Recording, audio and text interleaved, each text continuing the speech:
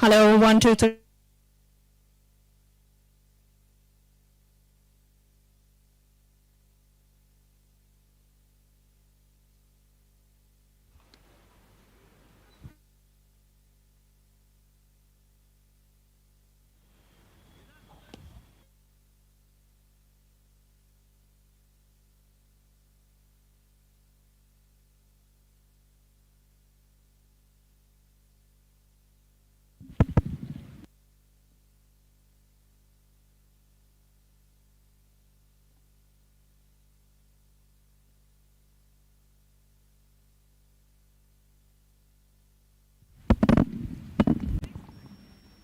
Hello, hello. Check.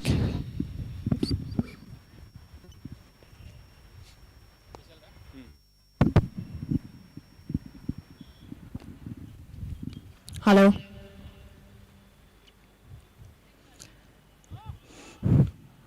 Good afternoon and a very warm welcome to all of you here. It's the 23rd of February 2026 and we're at the D.Y. Patil Stadium here in Navi Mumbai bringing you all the action live from match number 3.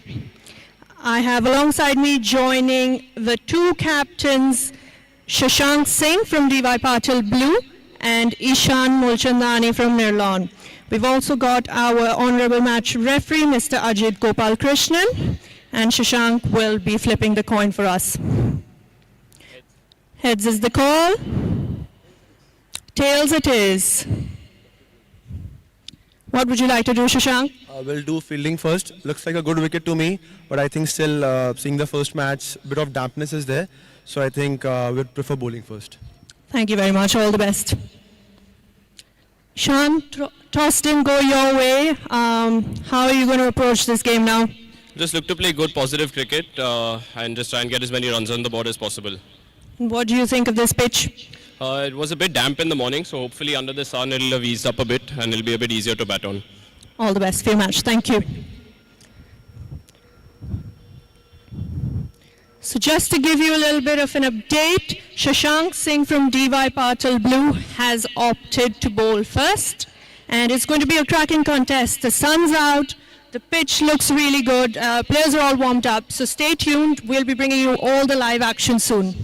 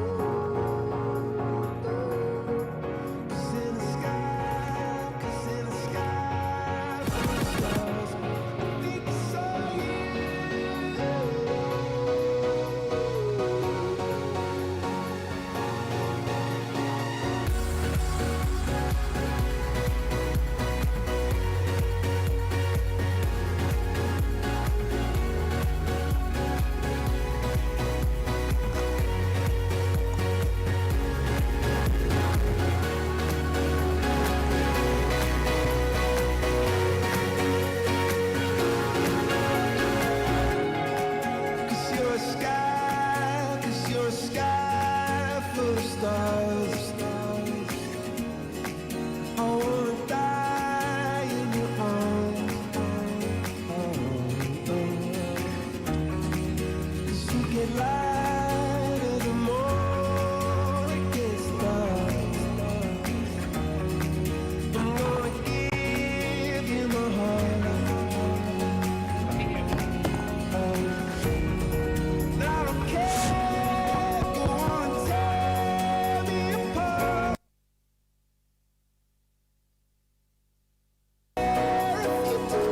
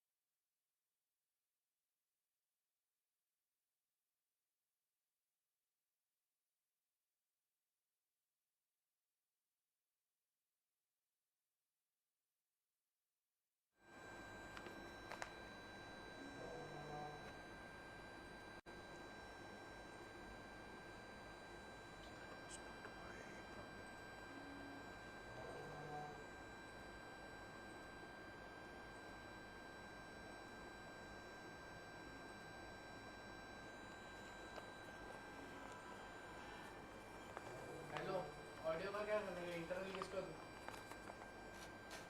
करूँ चालू?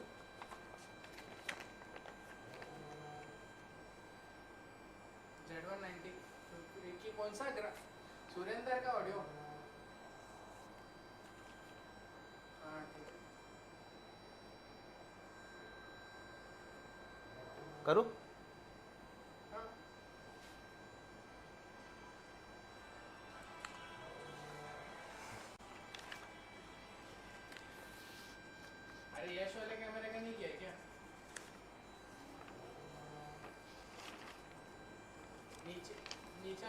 उसके public नहीं क्या जो में उसके हाँ ठीक हाँ बोल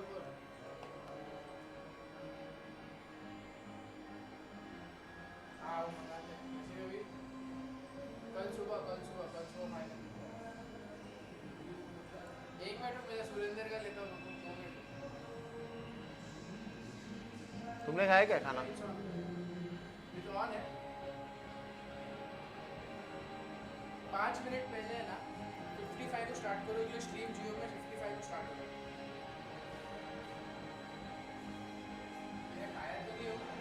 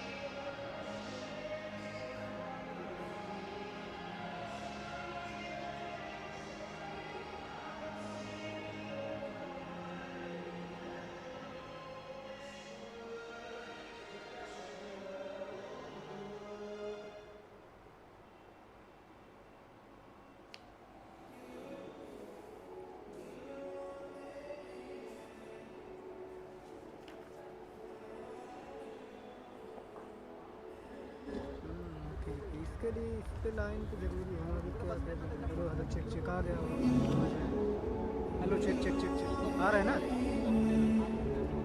10 पे कर दूँ हाँ ठीक है चलो ईयरफोन नहीं है लेकिन मेरे को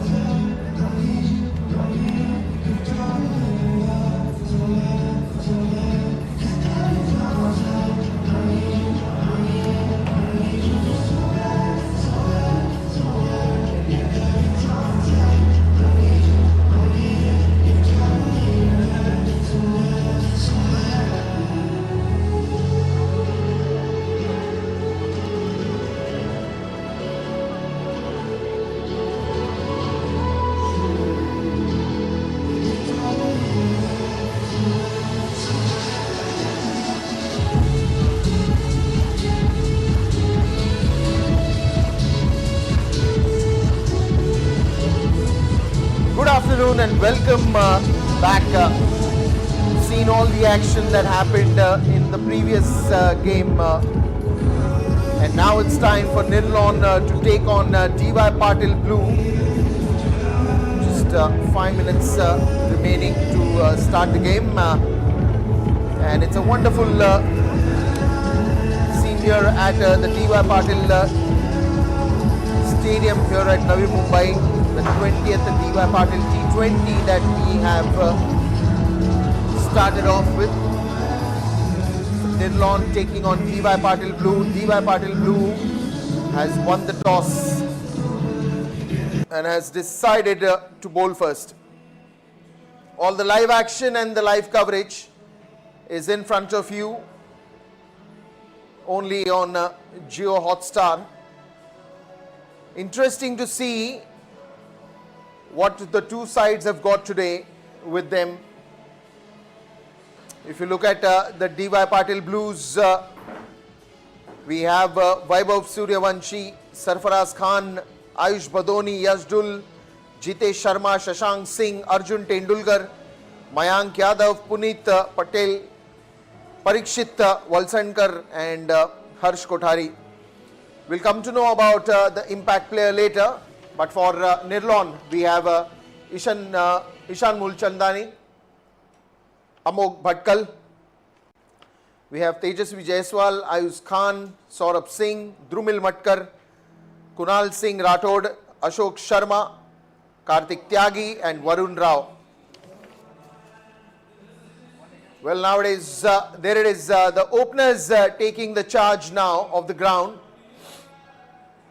And it's a wonderful scene out here where these two are going to just go and show what the best that they've got at this moment. Bhupen Lalwani and Ishan Mulchandani.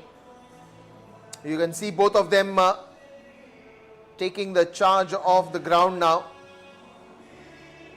So the first match was a low scoring total, and let's see how many runs do we get on this one. It's a good batting track. Shashank during the toss felt that there is still some moisture on it, and probably he thinks that fielding first would be the right decision at this point in time. But it will be interesting to watch how the start is going to be, how the power play overs are going to be. We all look at that, don't we? We all want to see the action. We all want to enjoy the moments of those power play overs where batsmen are ready to attack. And we also want to get entertained with the same. I can see that Arjun Tendulkar has the ball in his hand and will be a pace attack to start with Arjun Tendulkar. Nirlon, DY Patil Blue won the toss and they have decided to bowl first. How this decision is going to be, that is something that we'll get to know the way the start happens, because Shashank again is a wonderful captain, as we all know, and has been leading the DY Patil side from quite some years now. One of the fabulous human beings, Shashank, and all the live action is there on Jio Hotstar. Who's going to take the strike? Who's going to be on the non-strike? I can see Bhupen Lalwani at the striker end. Ishan Mulchandani on non-strike. Arjun Tendulkar, first ball. What a piece of timing. This is just elegant. All he had to do is just open the face of the bat, and there the ball races away to the boundary. Oh, lovely timing on that. It's a mid-arse touch to that ball and it will go for a boundary. So starts off pretty well, Bhupen. And I think Mr. Lalwani has been very good right throughout his innings, always on the attack mode. I've hardly seen him on the back foot. He is one special player.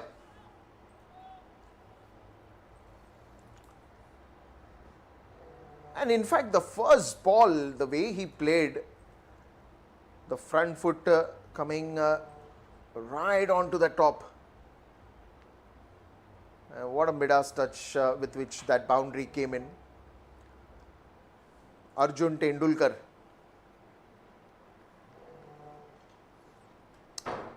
And it's always a challenge for any bowler to bowl those power play overs and the death overs. Another one. But I think they have placed that deep covers that will come into the play. And just rotating the strike here.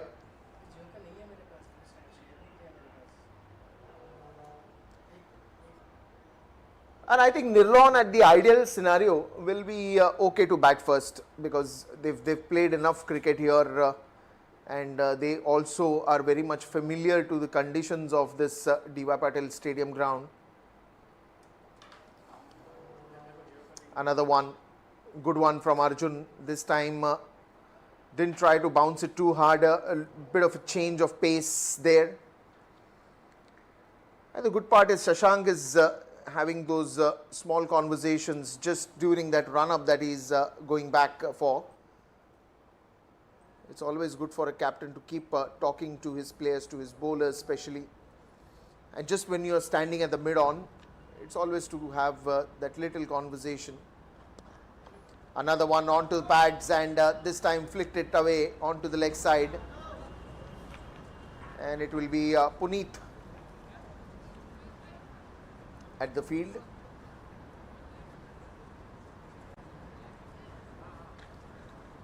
Pretty much a good start. I would say 9 runs in that first 5.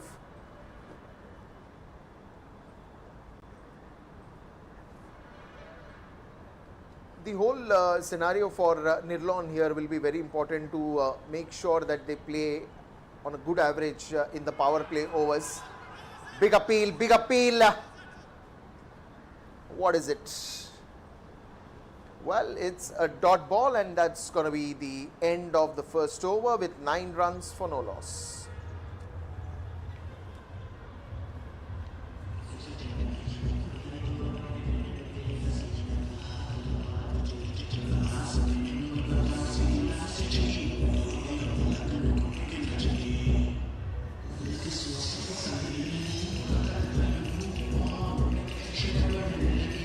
So the first over has started pretty well with Arjun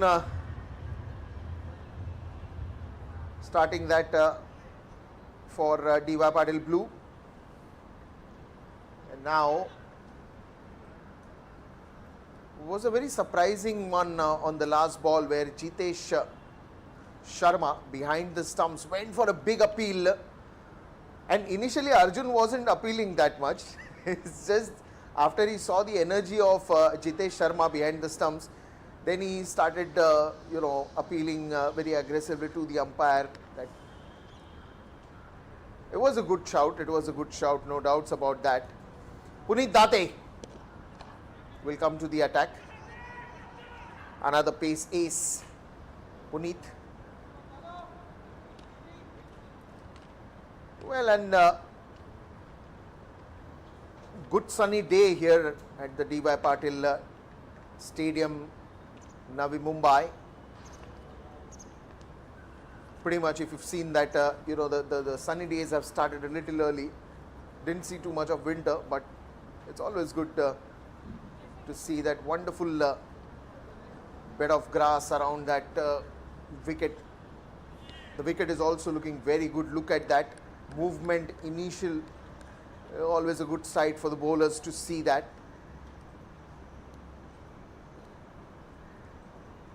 Sarfaraz standing there at the first slip.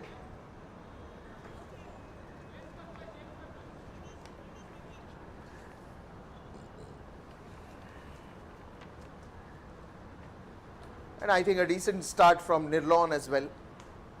Ishan and Bhupen Lalwani. Puneet Date. Oh, Lovely, lovely, lovely boundary there. Just using the pace of the bowler and just directing the ball towards that backward point area. Oh, look at that. Didn't try to do anything harder over there. Just placing that ball in the gap. I think on an average they're looking for 10 runs per over. I think that's the idea here. Very much prepared. Both of these batters look. Another one straight to the fielder there. And surprisingly on this delivery, the ball didn't bounce that much. It went more onto the pad, just above the pads, but didn't bounce that much. Because I think he was very clear that the way ball came at him, and if it would have bounced, he wanted to always go for a pull shot. And this is what is happening, at many of the occasions the bounce did not happen as it was expected, and on some occasions it has bounced more than the expectations. Another one onto the offside, and there you have the deep covers in place now.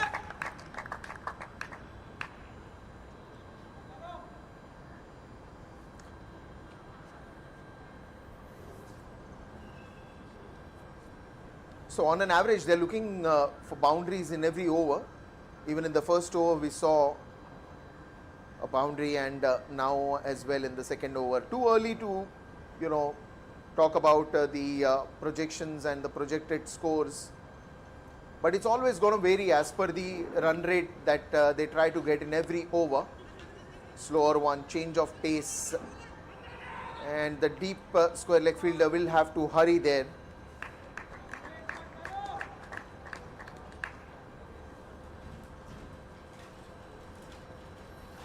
Two overs gone, and it's 17 for no loss.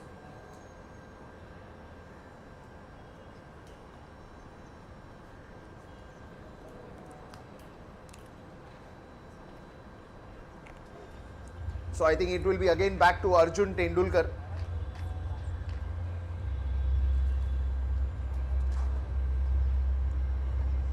I think he's just doing that touch up himself. So good to see, so humble, and such a wonderful person Arjun is.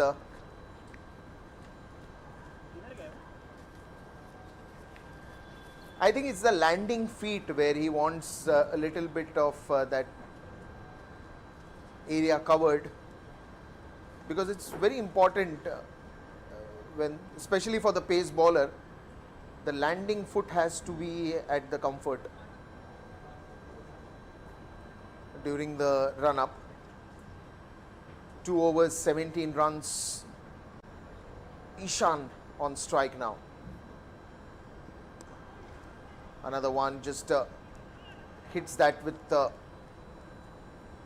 lot of power, but still it will go to Mayank, who is up there at the mid-wicket area. 18 runs for no loss, but I think looking at the way they have started, Bhupen and Ishan, they're targeting somewhere around 40-50 odd runs in the power play, and it is very much doable. I mean, both of them haven't seen any moment that they are struggling. Oh, lovely, lovely from Jitesh Sharma. Is that appeal given? Yes, yes it is. Bhupen Lalwani. Early breakthrough given by Arjun Tendulkar, and what a catch. It's not easy to actually cover that much distance. Look at Jitesh, look at the jump, and Arjun, the moment Jitesh took that catch, was celebrating already.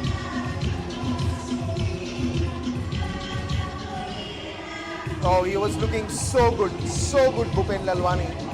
But we'll have to take the walk back to the dugout, and it will be the first wicket for Nirlon now. Arjun Tendulkar strikes early.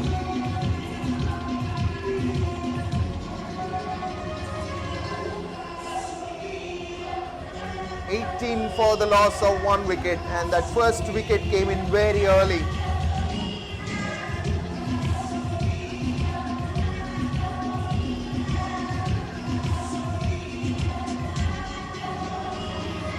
And that is what I think they were looking for right from the start. So the power play has excitement from both the teams. The moments that we all are waiting in a T20 format, when the wicket will go, when the boundaries will come, when the sixes will come. But meanwhile, who's come there in the center is Tejasvi Jaiswal. Another fine hitter of the ball, Tejasvi. And this ground is no new for him. He's played a lot of wonderful innings in this ground. Just slices the ball nicely towards Mayank Yadav, standing at the deep third. Jitesh Sharma, what a lovely catch that was behind the stumps.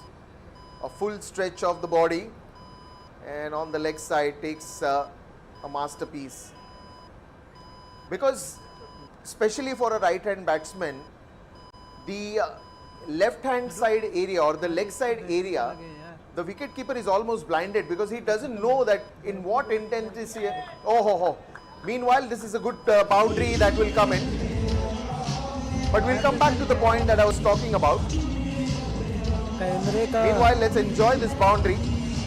Again onto the leg side. Again something that he tried with Bhupen Lalwani. He wanted to try that again, Arjun. And a boundary easily that comes in. So when we were talking about that catch of Jitesh Sharma, so especially when you have a right hand batsman, your leg side area for a wicket keeper is almost blinded. You don't know at what intensity, at what speed the ball is going to come, how much it is going to move on the leg side.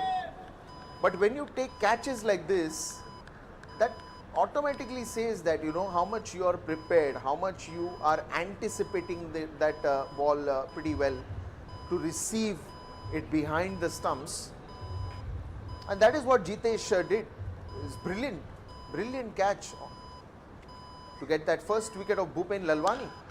Oh, this time punches that ball towards deep mid-wicket region and gets yet another boundary. Ishan Mulchandani, nothing has changed for him. Even after that wicket has gone in, he continues to hammer with his bat.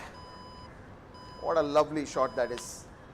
Absolutely amazing.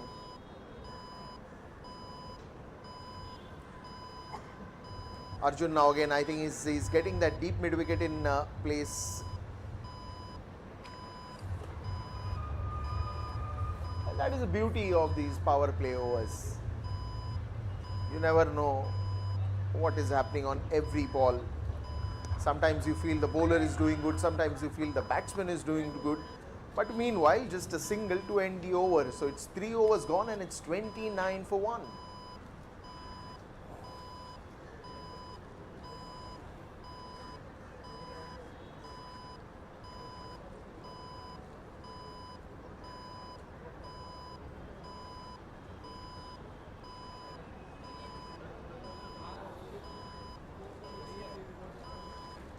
अरे बिहाल भाई वो जरा स्थिति इसको पूछो इसका कैमरे का अपना. So that's the overall scenario right now. 5 extras in that till now.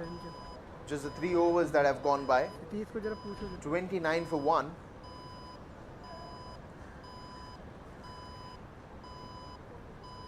But you know, looking at the way Nirlon has played from so many years now, I think they are a great team, they are a great side, and you still have a list of good batters that are yet to come in. We have Amog, we have Ayush Khan, we have Saurabh Singh, the master hitter, Drumil Matkar, Kunal Singh Rathod, the wicket keeper. There's a long batting lineup, the depth is there. Another one towards the backward point region. just a single. Mayank Yadav now. Again, he's got good pace with which he bowls. Hello अरे यार जब वो Has खितीज done था तो pretty well in the domestic हाँ charts. ठीक Mayank Yadav. But right now, coming back to Nirlon and the batting that is going on, even after that loss of first wicket, they are still maintaining that average of 10 runs per over. Don't know how much they will get in this over, किधर है power? especially the किधर- way खितीज था तो किधर Mayank से is power? bowling. किधर Again, लगा? Mayank's got खितीज था तो उसके his साथ own इधर कोई था? versatility to offer. He's got good bouncers. He loves to bowl on the good lengths. He loves Yorkers. So it's a good mix and match in which Mayank has known to bowl, especially the bouncers. I think that is something that he loves the most. But again, it's how the match situation is. Right now they're bowling first. And this time he's picked that one very nicely. Ishan Mulchandani, nothing changes for him. He knows that there is a bat in his hand, and all he knows that hitting the ball to all parts of the ground will make him smile more. Enjoys his batting, and look at that wonderful shot.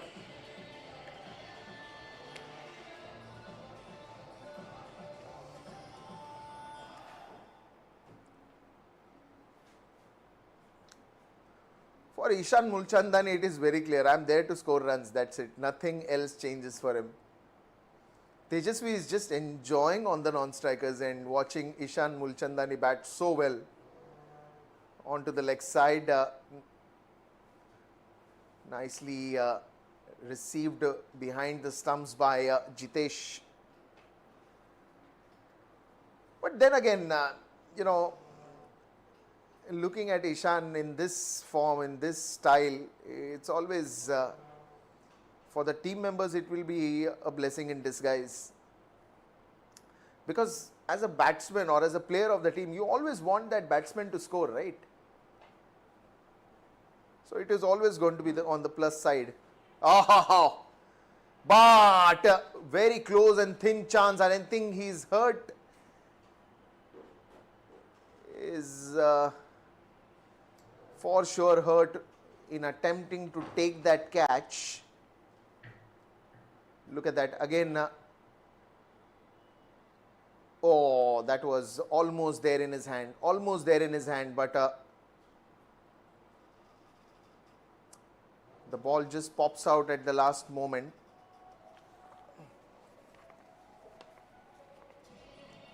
So Mayank Yadav had a very close chance to get yet another breakthrough. And I think there's some discussion that is happening with Shashank, the captain. Probably the discussion will be, where does he want the fielders? Here the idea was right, because on the previous delivery, a bouncing delivery that he tried to play at the deep third region, and the catch did went there. But for a left-hander, there was a bit of a discussion. I think it will be a single to end the over, and after the end of 4 overs, it will be 37 for 1.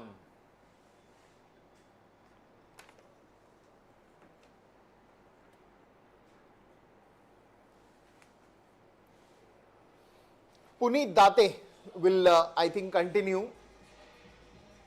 Ishan and Tejasvi.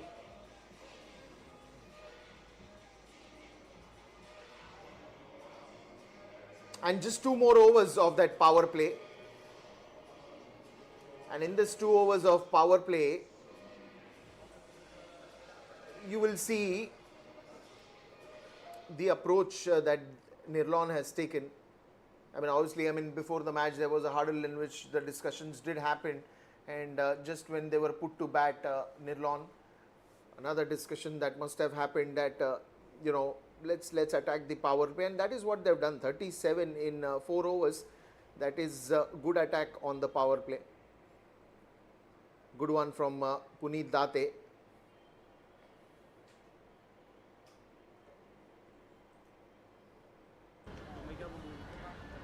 has got a very nice looking action. Loves to use the seam pretty well. Because again, T20 cricket, a shorter format cricket, where if you are going to bowl first, you'll always be on that testing end by the batters, because the batters will want to get runs on the board to put up a good total, to put up a good show, so that they have a good defending total in the second innings. And we've seen that 160, 170, 200 plus is an icing on the cake that actually puts that psychological pressure into the second innings. But if you are talking about competitive totals like 160, 170, even 180, that still is not an very easy target to get, especially in the second innings. If you lose early wickets, then it will just pump up the pressure cone on you. So batting first is always about how many runs you put on the board, and this time again clears the 30-yard circle, and one more boundary towards the extra covers region. Oh, this is lovely show from the batter. Now Tejasvi Jaiswal joins the party with Ishan Mulchandani. And that is what you want. If you are in a partnership, if you are standing up there, especially after that early wicket of Bhupen Lalwani, you always want your partner batsman also to attack in the same way. This is a good thinking by Puneet Date again. As soon as he saw Tejasvi dancing down the crease and trying to charge on him, he bowls a wonderful bouncer that came in very quick, very quick. Still, I think Jaiswal did attempt to play that shot, but it landed straight in the hands of the wicketkeeper. Again, change of pace guided that ball towards backward point. Vaibhav Suryavanshi there.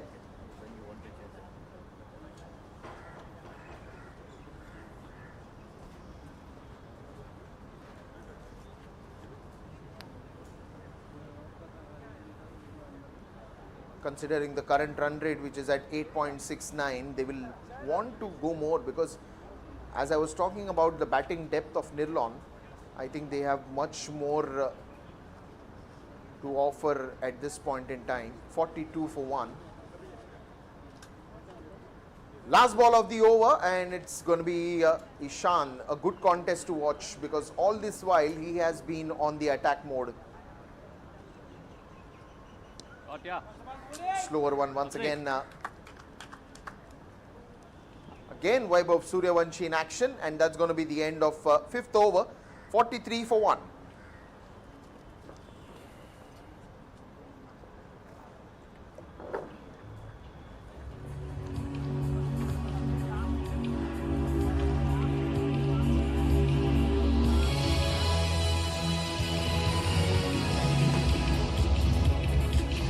On the screen right now, Yash Dhul having a good time. Last over of the power play now, coming right up. Sarfaraz Khan there, having a word with Ishan.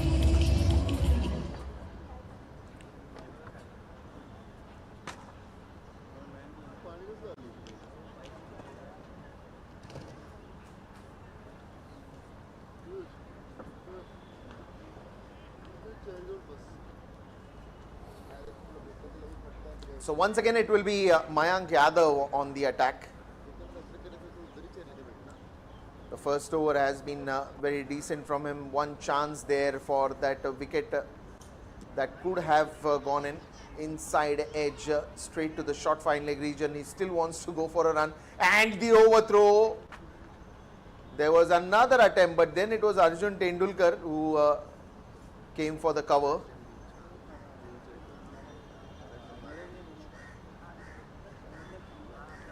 And also Jitesh Sharma trying to help our umpires.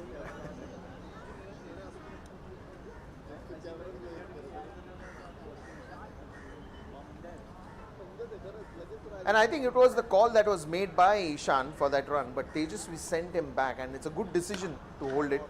Oh, straight down the ground, but the bat comes in. Tejasvi could not take away his bat at the right time. Did it hit? No, it didn't hit Tejasvi.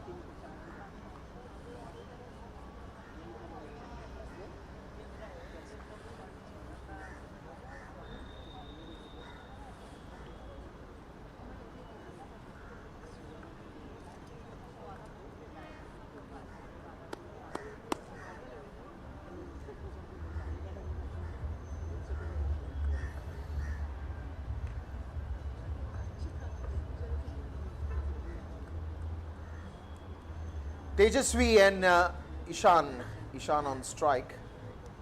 This one's again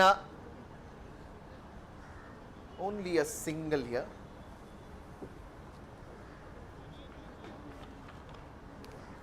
So singles at the moment, the last over of the power play is not going that fine.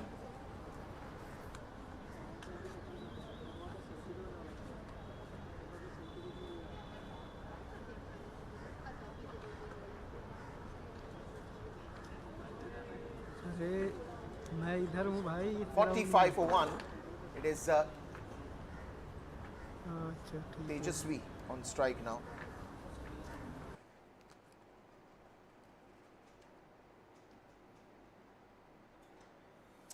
What a lovely cover drive that is, and equally nicely fielded.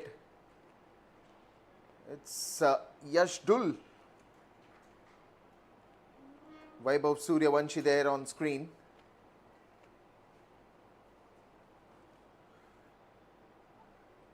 And it's a good energy to see everybody. अभी correct किया शायद.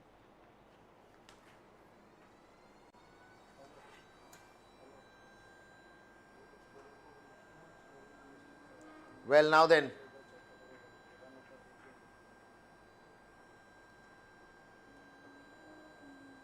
And this is always going to happen because it's the last over of the power play. You are always going to be charged up to hit every ball. But that's not how it works, right? Because Mayank Adav again is very well in charge of that situation. Whenever he's bowling, I think those two dot balls says a lot. And a full toss ball directly onto the pads ends up with yet another dot ball in this over. So the power play overs comes to an end. So 6 overs gone and it's 45 for 1.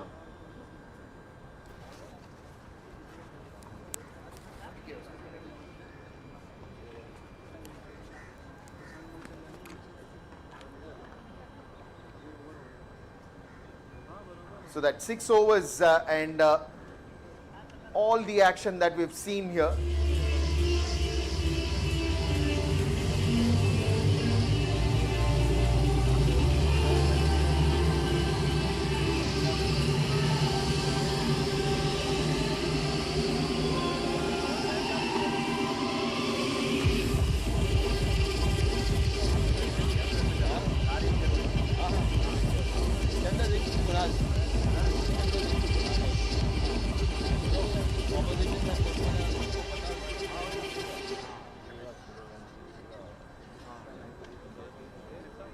So after the end of those power play overs, we've always seen the spinners taking the charge, and this is something that is going to be seen again.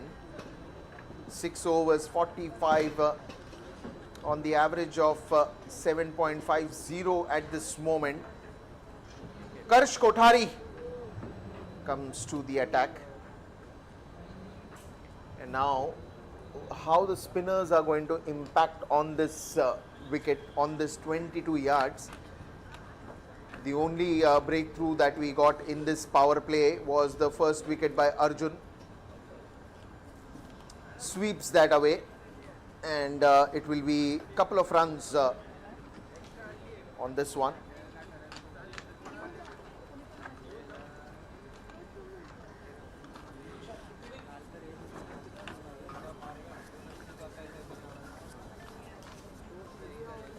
it's a good partnership that we've seen getting built, but you still need more runs. You still need more runs. Purely because the high targets in T20 games wins you much more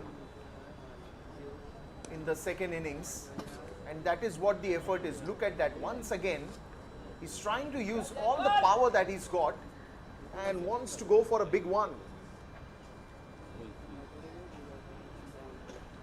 See, because it's very natural that once you go 180 plus, 190 plus, 200 plus at times, then you have that bigger control in the second innings, even if one of your odd bowlers go in for runs. But what you've already got and you've gathered it as a kitty is the run basket that you have. This time straight down the ground. How far is it going to go? And it travels all the way for a big sixer. Karsh Kothari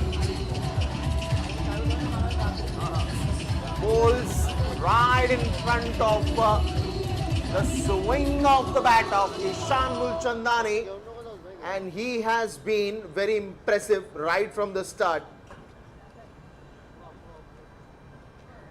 And his nature of batting is this. If you talk Ishan Mulchandani, oh, that hard hitter, that is his identity that he's created for so many years now. And plus, this is his favorite ground that he loves to score runs.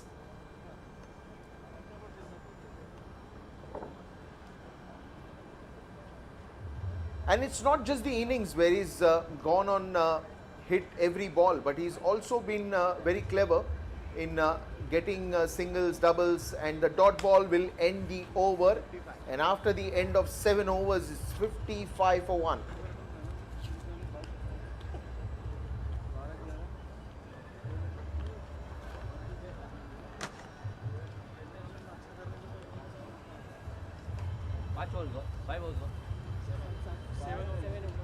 Who is going to be the another spin option? No, the captain bring himself. The captain's got himself to bowl this now, Shashank Singh.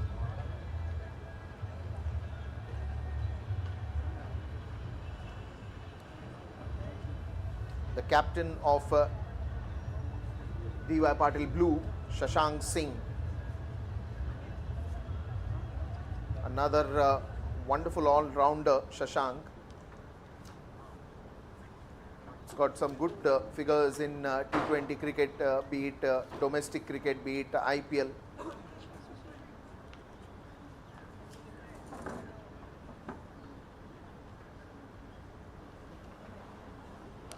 First ball, and Ishan Mulchandani goes into the first tier. Another sixer from Ishan's bat.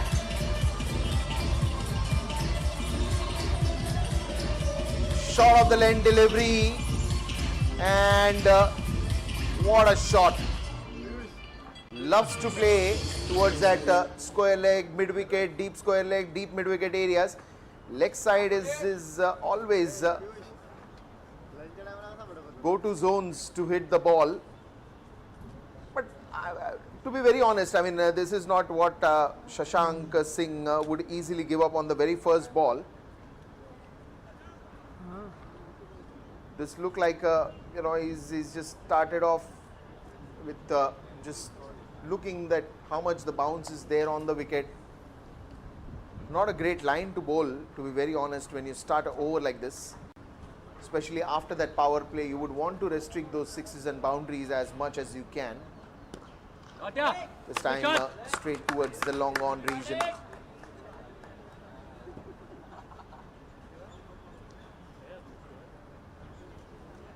But what a lovely shot to welcome Shashank Singh on the very first ball that went so high and so much at a distance. 62 for 1. There is one thing that has been consistent with Nirlon, that the run scoring almost every over they're looking for a boundary or a sixer. That helps and is like an advantage.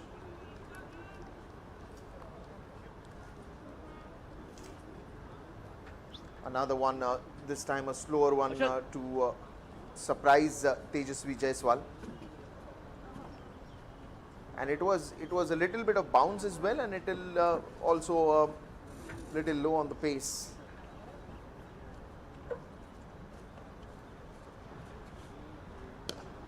Low full toss ball straight down the ground. Will be a bit of a chase for the fielder there, and the throw comes in, but it comes in a little wider. Couple of runs easy there.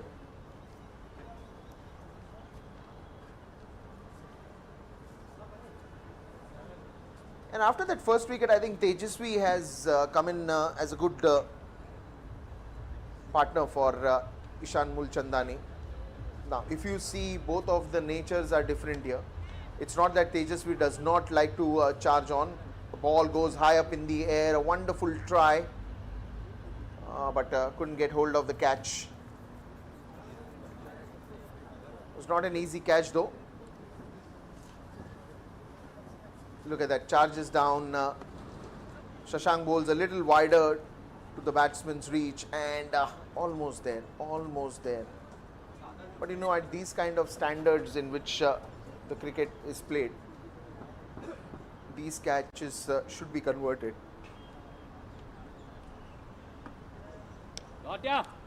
Onto the leg side this time, just pushes the ball, didn't try to hit it too hard. And a single will end the over, and after the end of 8 overs, it will be 66 for 1.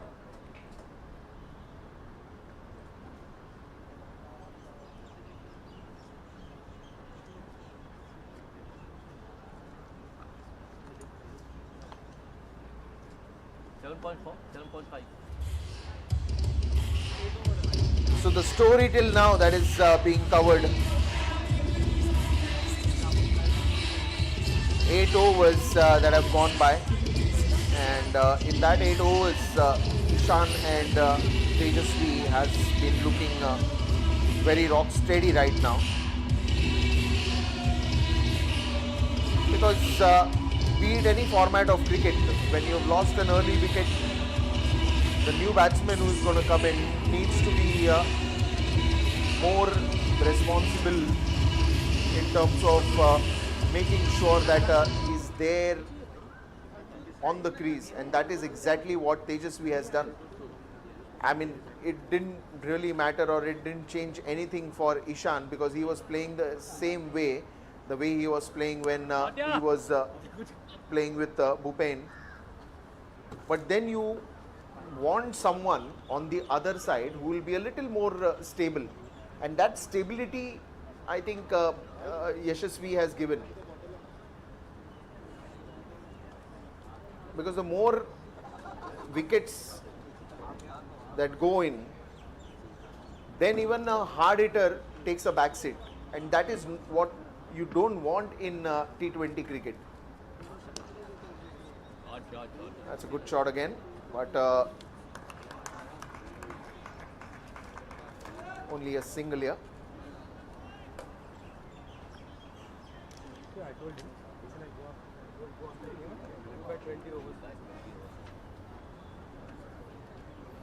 Now from here on, what is the score that they're looking for? What is the number, what is the figure that they're looking for? Is going to be more enjoying. And this time, this comes from the meat of the bat, but what a catch! What a lovely catch there. It was straight up high in the air.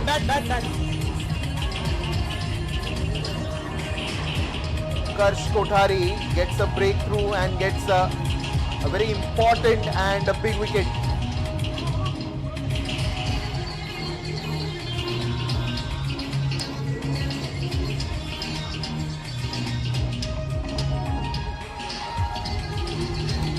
So after a good innings by Ishan Mulchandani, he goes back with that wicket and that wonderful catch there.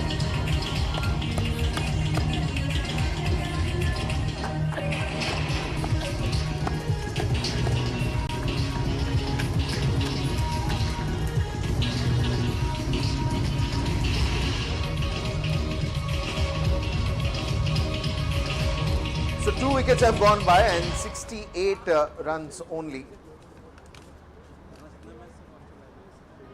Now, every time the wicket goes, there is one more added responsibility to the person who was already there on the crease. So now Tejasvi Jaiswal has more responsibilities because till now Ishan Mulchandani was doing all the hitting. And now Tejasvi Jaiswal will get that role to play exactly what Ishan was doing, trying to buckle up and trying to pace up the score here.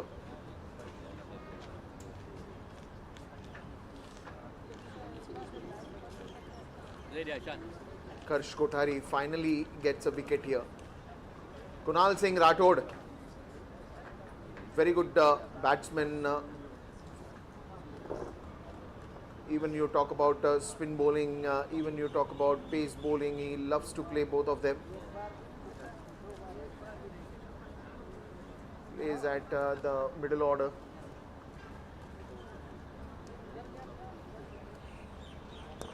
Karsh Kothari, first ball to Kunal and a single.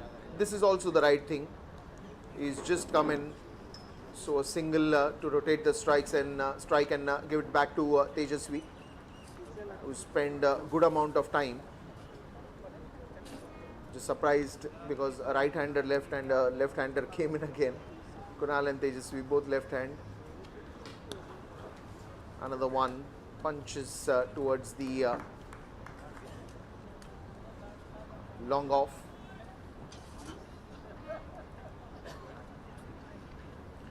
This has been a good over for D.Y. Patil Blue. Karsh Kothari picking up that wicket. Otherwise, it's all singles that you will see. And even a singles is a winner when it comes to T20 cricket. And that's going to be end of 9th over. And after the end of 9th over, it's 71 for 2.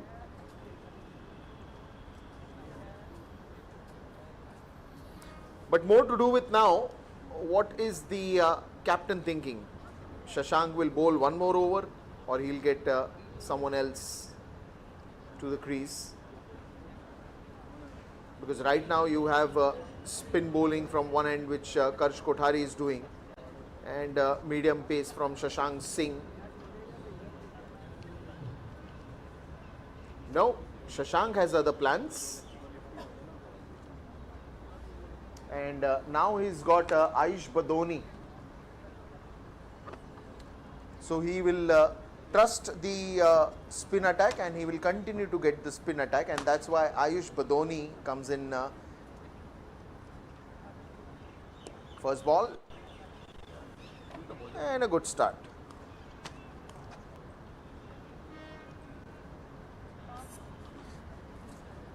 And it's a very interesting, every time the run rate changes, the projected score also changes. When initially the power play overs were going on, the projected score went on to 180s and 190s, and now it's not even showing 160. That's how the game goes. And that's why every over in T20 match changes a lot of things here. Sometimes we've seen that you haven't scored good till 14-15 overs, and then suddenly you get 2-3 overs where you score more than 30-40 odd runs, and then again, it's how you finish that matters. And that's one is hit into the gap, and that will be a boundary. What a lovely shot that is.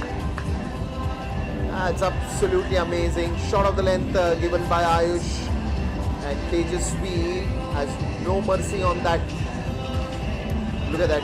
Full toss ball, and he enjoys the most. And every bowler should also understand, that when you are going for those full tosses, they should be avoided. And one more sixer coming from Tejasvi Jaiswal's bat. What an amazing player that he is. This was the previous boundary, and this was now. A wider to the off stump line, but still lofts that one, launches that one in the air for a big sixer. And now some tips from Jitesh Sharma as well, because he's at a better vision from behind the stumps. Jitesh, a little quicker one this time from Ayush. Played it nicely by Tejasvi. Will they go for the second one? Tejasvi wants to go for the second one. No, says Kunal.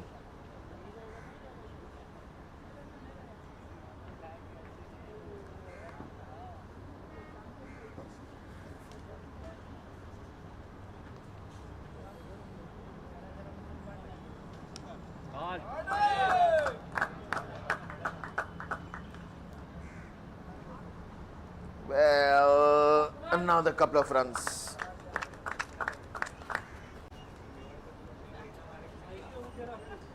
That should be the end of 10 overs now with 85 for 2.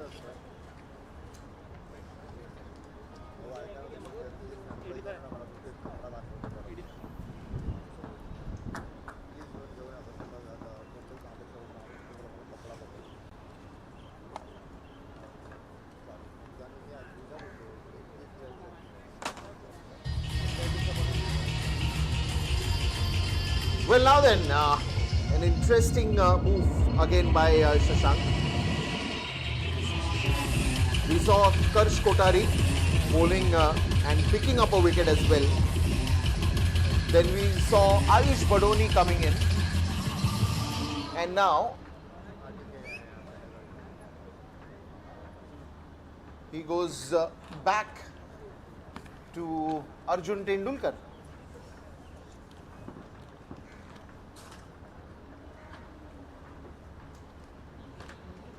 Two overs remaining in his spell, and he's got 1-2 quick things up, and that is where a wicket is possible, and yes it is. Tejasvi Jaiswal, the danger man, is back in the dugout. Arjun Tendulkar strikes, and he strikes well.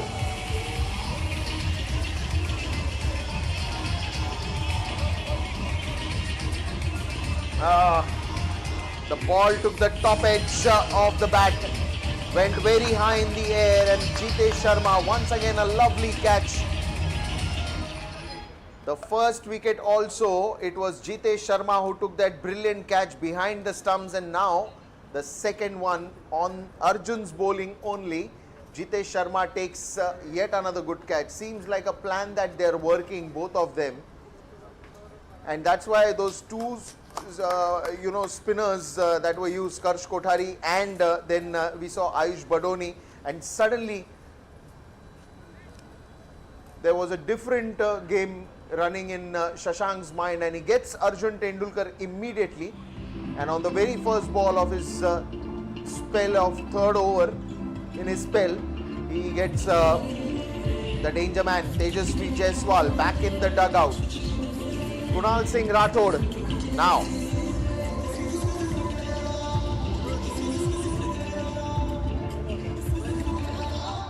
The beauty of T20 game. In fact, the game called cricket, you never know what's going to happen. For a moment you think that it's all hunky-dory, it's all going good, but then Saurabh Singh comes in.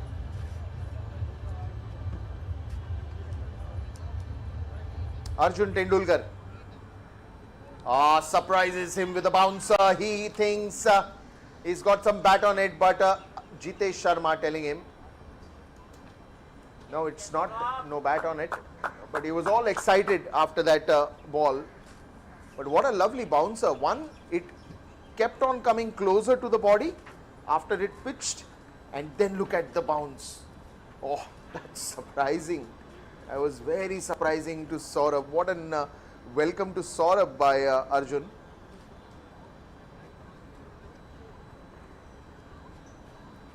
Another one. And I think he's chosen the right angle. Arjun is just asking questions. Arjun is just asking questions. What is it? What is it? Because two good deliveries, you can't tell him anything.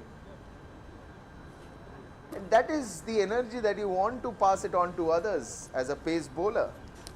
You want to keep the spirits high. You want to always enjoy that spell, and that is what Arjun has done today. 85 for 3. And 2 of them, it's in the kitty of Arjun Tendulkar, and this time a little wider. Will it reach to the boundary rope? No, it's a good fielding, but umpires will be only interested to check how close it was to that boundary rope. And I think that is something that they're checking now.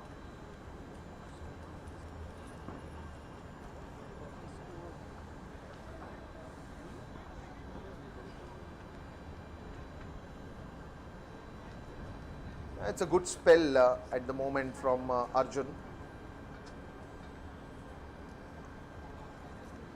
A sudden return to the crease, because generally you want these kind of bowlers to get a hold of the death overs. But what a shot!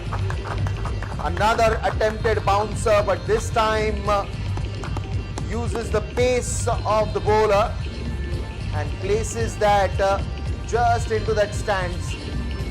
Comes in quickly into the position, and that went for a big sixer.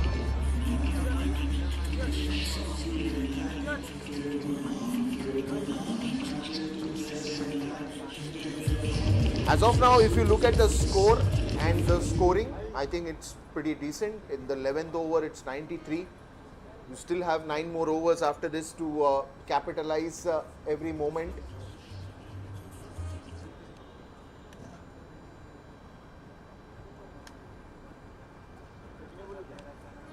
But as far as the innings with Nirlon that has gone, it has seen its highs and lows. But then again, every batsman has contributed. I mean, Bhupen Lalwani went in a little early, but even he started with a very positive note. But then it was Ishan Mulchandani who took it over. Then it was Tejasvi who added more fuel to the fire. And now it is on to Saurabh and Kunal to do the same.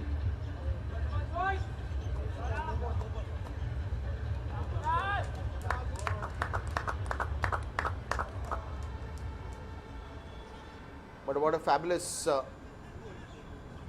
spell that we've seen from Arjun.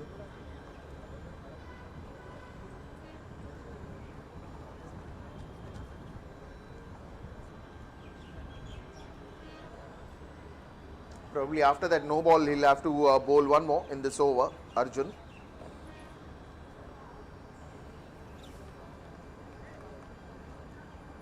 Five to 6 overs from here on, and if the run scoring continues in the same way, I think Nirlon will try to go just about 190 and try for that 200 straight to the fielder. Now here, if someone can get a breakthrough to the captain, then again things will be on the back seat. But meanwhile, it's the end of 11 overs. And after the end of 11 overs, it is 96 for 3.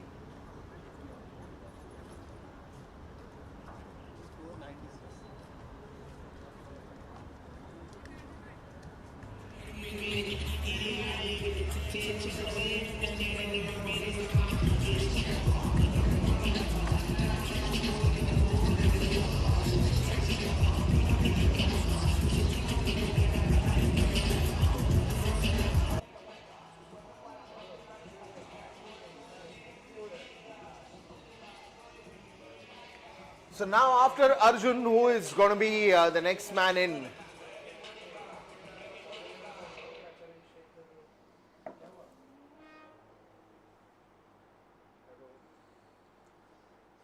Parikshit Valsankar, another wonderful spinner, is being brought in.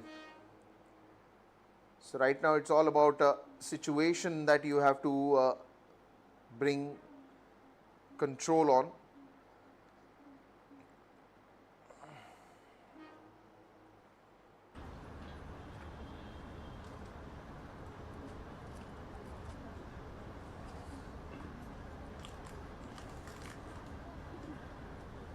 Meanwhile, Kunal and Saurabh looking very, very, very good.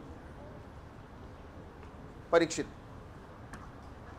starts off pretty well. A much fuller length.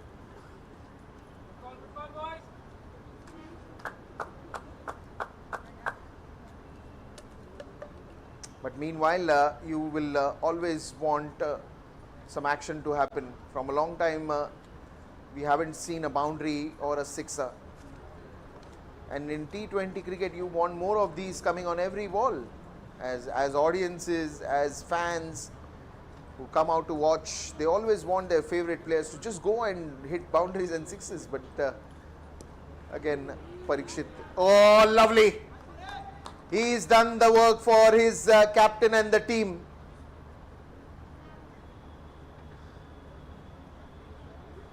But right now, the batsmen are not ready to move.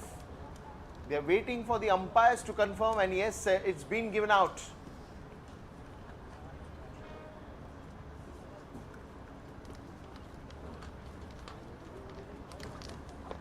Just after that catch, the batsman was standing there just to confirm, and look at that.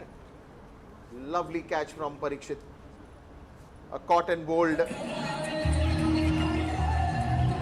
And it's always very difficult in these scenarios because the ball is going to come to you in a second or so, and you've got to be ready because you're already completing that action. So after releasing the ball also, you're in that process of completing the action, and in that point in time you also have to focus on the reaction time, so you're not getting too much of a reaction time when you have such scenarios in your hand.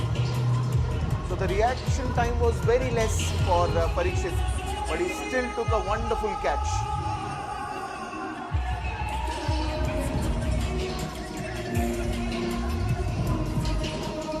The 12th over in progress, but Parikshit Valsandkar again proving that he is one of the wonderful players. And Saurabh Singh will have to depart. Now it's going to be Amog Bhatkal who will be coming to the crease after that loss of wicket. That's what I said. Nirlon is doing very good in terms of the runs on the board. But what they are not trying to be consistent is the wickets and the partnership that has to grow. There was only this partnership of Ishan and Tejasvi that was there steady for a long time. But then you see the fall of wickets. They have happened in the quick intervals. And this is where the concern or that question mark comes in, that if you got to get to a total after getting good 98 runs now with that single, if you have managed to get good 98 runs, how far are you going to take the total to? What is the number that is there in your mind? Is it somewhere 170, 180, or you're trying to go more than that? And another appeal. Jitesh and Parikshit both are in surprise why it is not given out. Jitesh is still telling the umpire he heard the wood on it. He heard there is some wood on it. Will they go and ask for a review? Let's look at the replay meanwhile. Why that excitement? Why that energy is so high? Parikshit tries to cut that, and immediately look at that. Both of them, and Jitesh says, come on. Hear me out, give me that. But nothing changes in the mind of the umpire. Nothing changes. Now then, on to the leg side.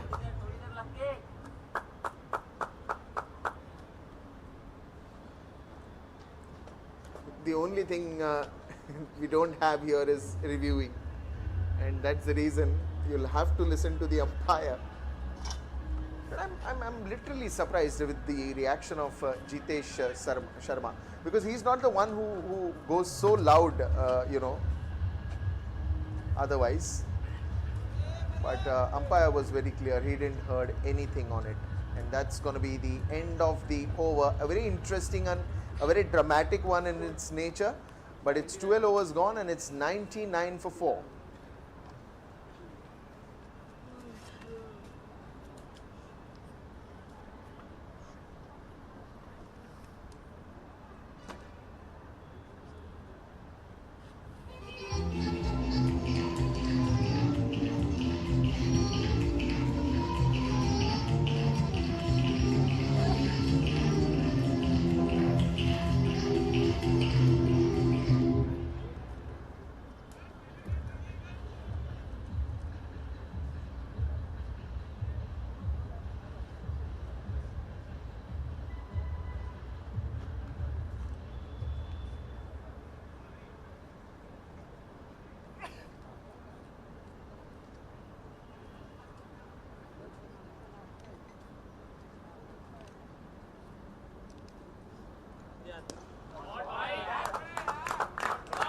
Oh, look at that.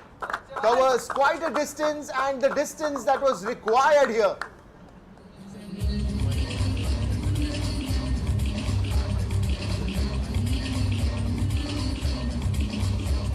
Thirteenth over, and what a welcome to Karsh Kothari. That's not just covered the distance. That's not just covered the distance, but a distance that has given half a dozen runs for it. Another one, smashes that one onto the offside, and yet another wicket here. Celebrations are on as Karsh Kothari strikes the second wicket for him. What a lovely catch there by Sahil Gode.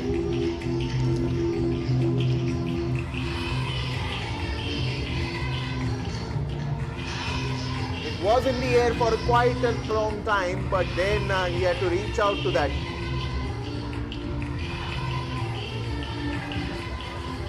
Oh, one more wicket.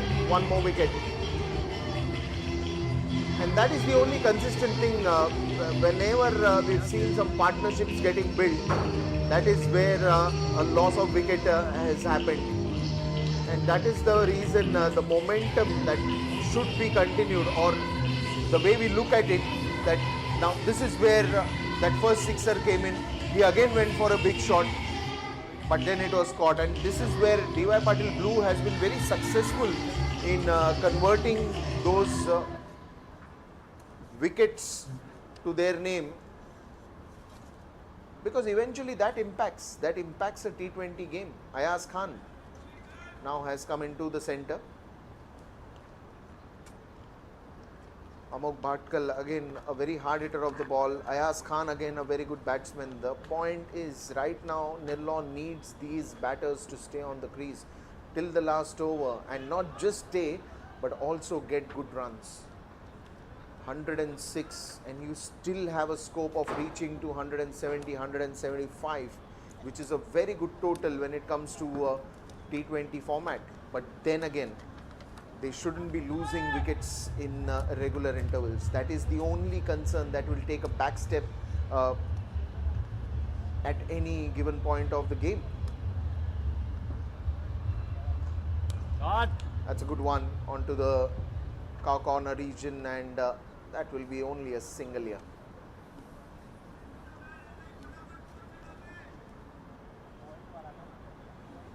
But till now, I think the switch of the bowlers have been very well by Shashank. He's gotten Karsh Kothari at the right time. He suddenly got Arjun Tendulkar,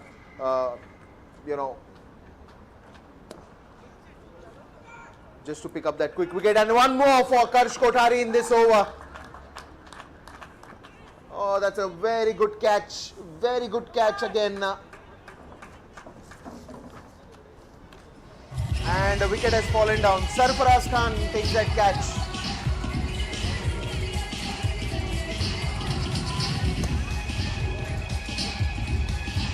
Another wicket goes, and another man back in the dugout. Wicket number 6. How early, how fast. Things have changed, and things have just kept on changing. Ayaz Khan, just the second ball that he's played, and wanted to launch that in the air, but straight away finding Sarfaraz Khan, and another wicket goes down. Now it's going to be more than a spot of bother for the Nirlon batters, because the place where DY Patil Blue has been very consistent has been consistent in taking wickets, picking up wickets. And on the other hand, Nirlon, even if they've got a decent total till now, if you're not able to play 20 overs, then there is no point.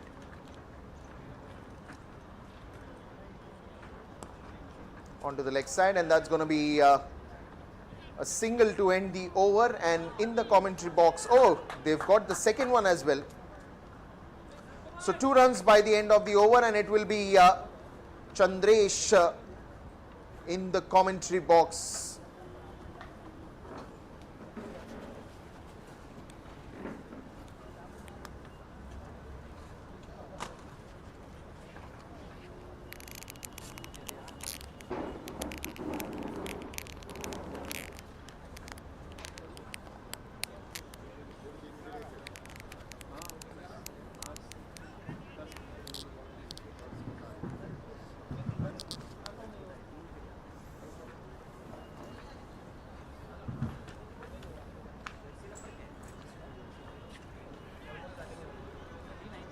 So start of the 14th over now.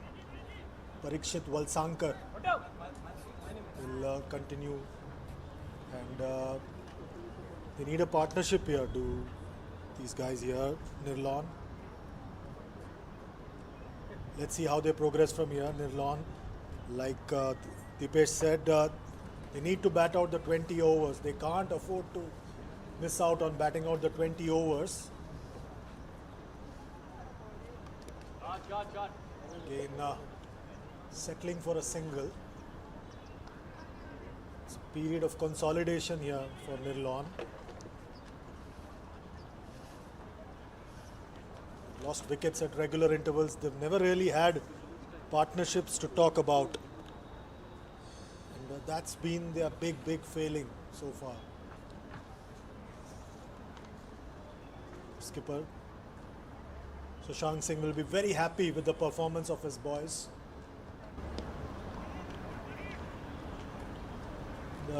These singles will not hurt DY Patil Blue.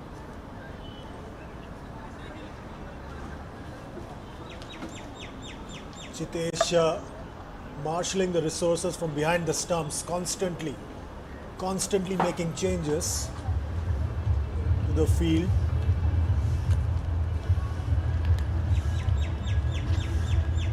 Short delivery, but can't quite get hold of it. Will only get a single.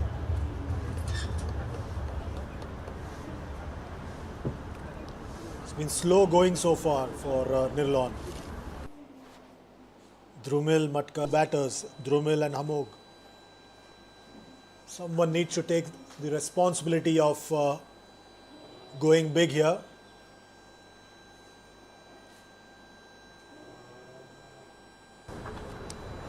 Cuts that one nicely, but cut it off nicely. That's the end of over number 14. It's 114 for 6. Nirlon, Drumil's on 4 and Amog on 5. Skipper Shashank Singh is ringing in all the changes here for DY Patil Blue. That's the batting card for Nirlon. Bhupen got out for 11. Ishan, the skipper, went for 37. Tejaswi Jaiswal went for 27. And after that, it's been one-way street here at the DY Patil Stadium. In terms of bowling, Karsh Kotari has picked up 3 wickets and 2 wickets for Arjun Tendulkar. The 2 most successful bowlers here for DY Patil Blue. Current rate is 8.14. Anything between 160 to 170 is something that Nirlon will be very happy with. Nicely played that one, but will not be able to cut off. Will get a boundary. Much needed boundary here for Nirlon. This is the release shot that Nirlon's been looking for. Comes at the right time for them. Karsh Kotari has been very successful so far in his final over, giving away a boundary of the very first delivery. Again cuts that one. 118 for 6. Like I said, anything around 170 will be something that Nirlon will be aiming for. Again played that one uppishly and taken. Nicely done there. And Amog has to walk back to the pavilion. It's wicket number 7 for Nirlon. His intention was right. But there was a fielder stationed at deep mid wicket. And he pouched that quite nicely. So 118 for 7. We are the 15th over. One-way street here right now with DY Patil Blue striking at regular intervals. 4th wicket for Karsh Kotari. In his final over, he's striking at regular intervals.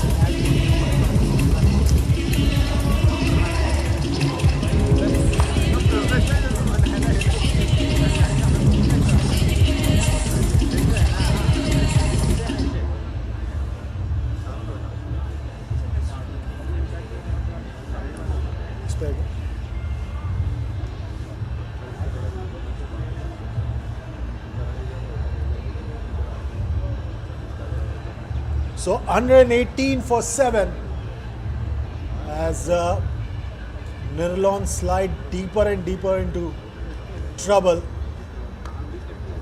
Drumil Matkar is still there at the crease. Karsh Kotari now coming over the wicket to the left-handed Gaurish Jadhav.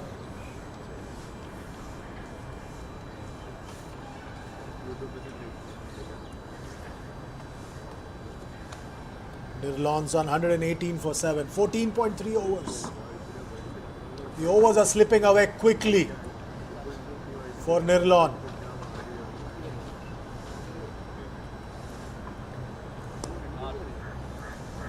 Gaurish is off the mark. The push on the leg side. Looking for an overthrow, but the batters. Gaurish is keen. He's sent back by his partner. It's 119 for 7. 2 more deliveries left in Karsh Kotari's spell. Drumil's on 4. Gaurish has just come to the crease. Like I said, the projector score is pegging it at around 162. Again looking for 2, but sent back. It's been a terrific spell by Karsh Kotari. Picked up 4 for 31 so far. His final delivery coming up in this spell.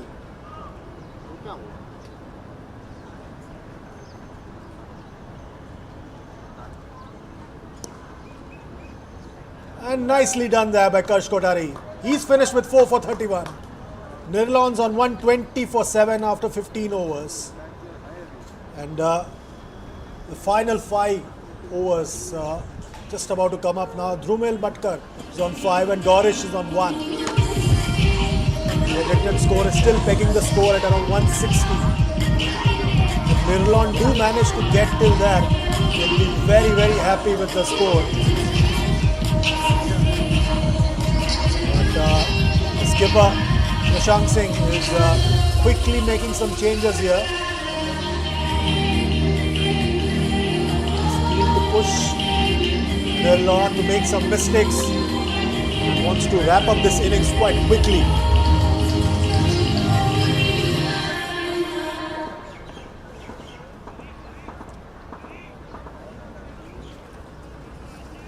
DY Patil Blues been very, very impressive with their bowling approach. We've got a very good lineup. Impressive lineup with Vaibhav Suryavanshi, the under-19 World Cup hero, Sarfaraz Khan, Ayush Badoni. Quite an impressive lineup they have here. And now Mayank Yadav comes in. Try and wrap up the innings. But there's a fielder there at third man. Important tournament for Mayank Yadav as well.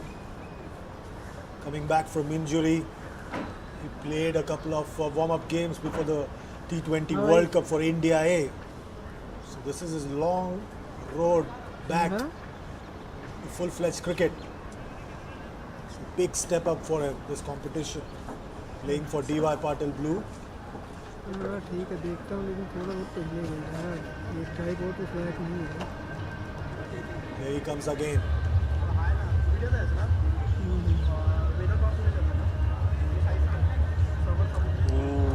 Nicely done there. Beaten for pace there was Gaurish. Is still not operating at full tilt. You can sense that he's getting back to his best pace. That's a good sign if you're a fan of good fast bowling. It's been impressive today. This is his third over. He's been brought back to wrap up the innings. It's just the right man here for DY Patil Blue. Again, slightly shortish. These singles won't hurt DY Patil Blue at all. The projected score keeps coming down with every delivery. And that's only good news for DY Patil Blue. Just the way they have come back into this contest.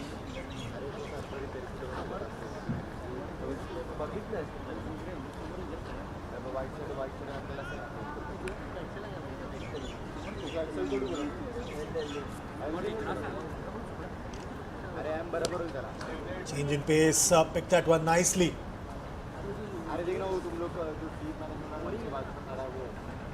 And singles keep the scoreboard moving. My friend and colleague Dipesh said they just need to ensure that they bat the 20 overs, do not make the cardinal mistake of not batting out the 20 overs and get as much as possible.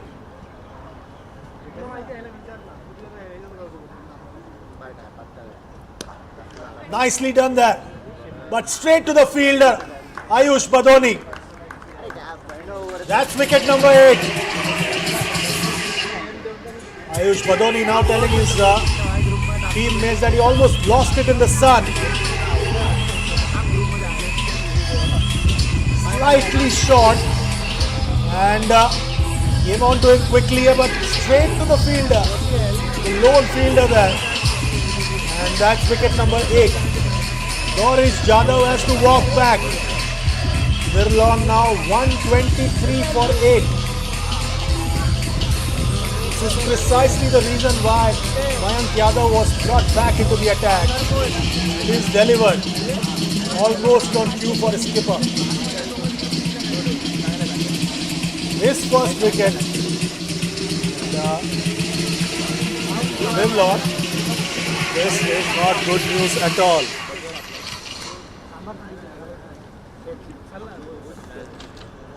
Ashok Sharma is the new man in. He walks in with the side in deep trouble here.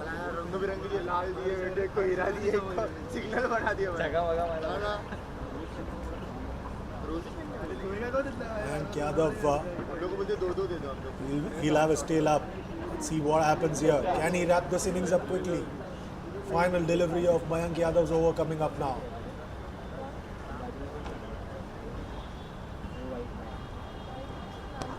Right in the block hole. Very well done there by Mayank Yadav. But Ashok Sharma digs that one out. End of over number 16. It's 124 for 8. All eyes now on Dhrumil Matkar. What is he going to do here? How is he going to approach the remaining 4 overs? Ashok Sharma appears to be confident. He'll want to support his teammate, finish his innings on a high.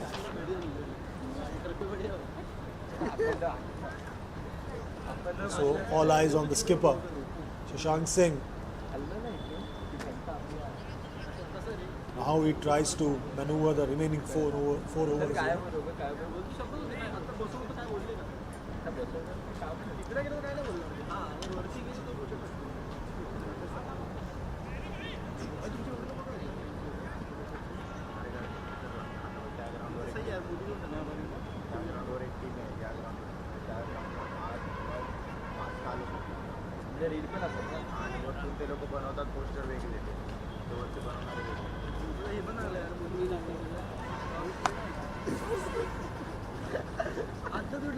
Okay, Puneet Date is coming back into the attack. Ashok Sharma will be on strike.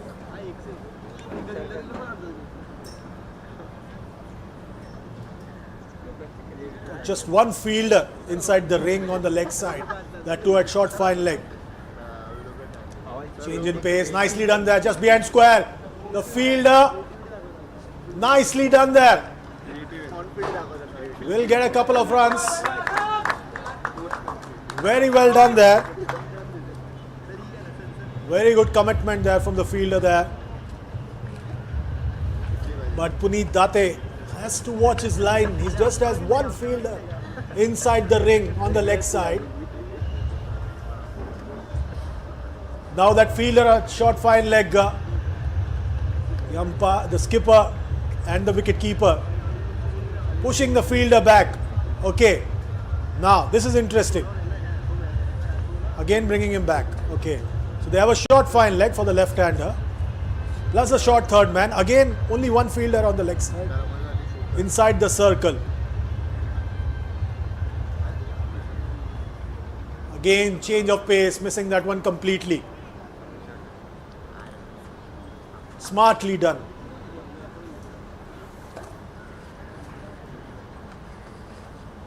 Shashank Singh making sure that he constantly keeps talking to his bowlers.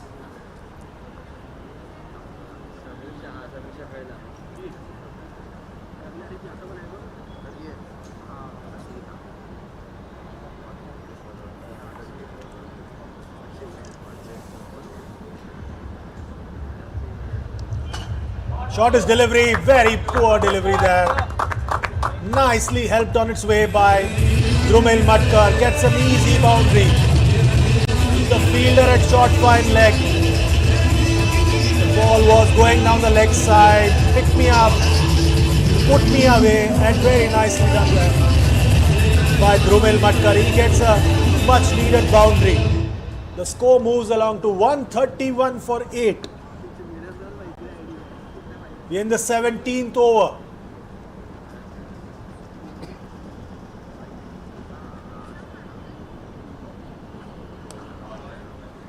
Again pushes that one, will only get a single.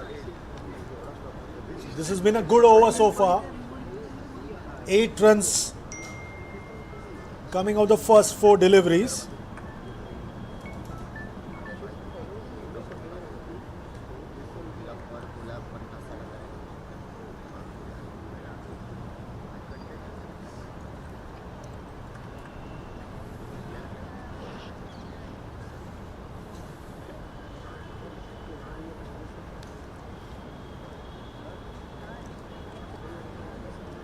Okay, again the same field for Ashok Sharma.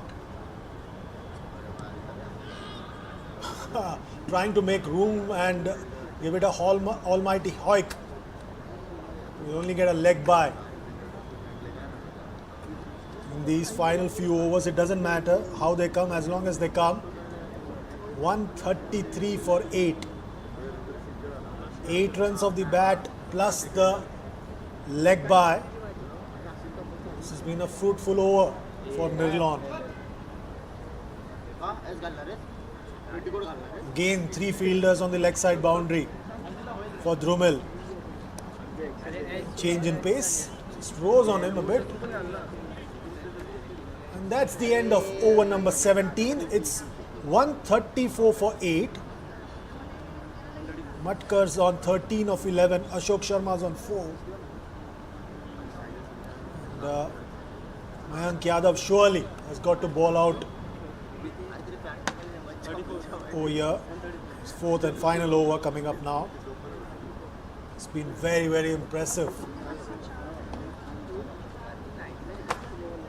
Ashok Sharma, when he comes out to bowl, will also have a lot to say with the ball because he's also known for his speeds.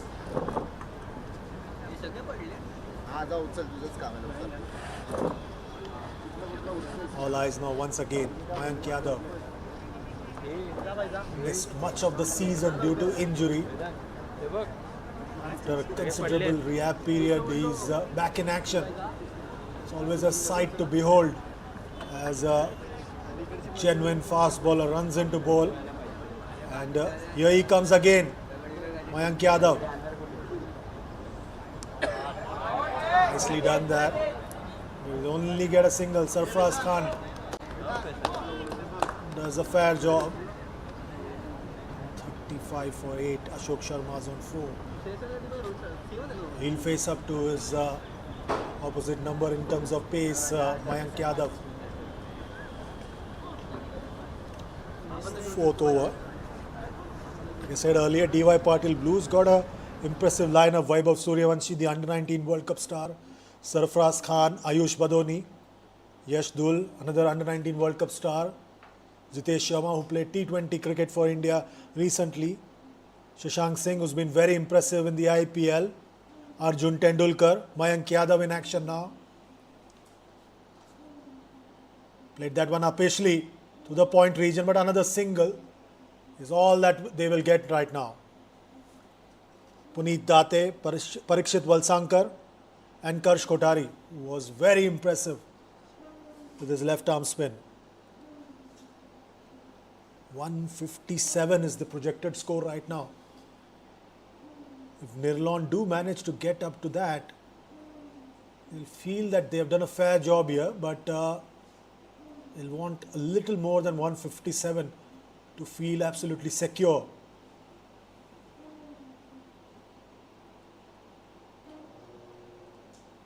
Again through the point region, will only get a single.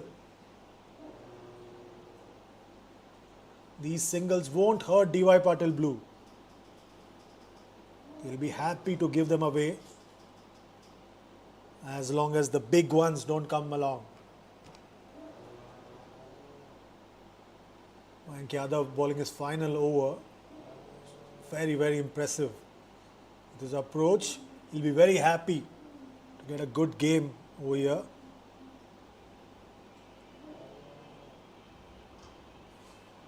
In the block hole, digs that one out.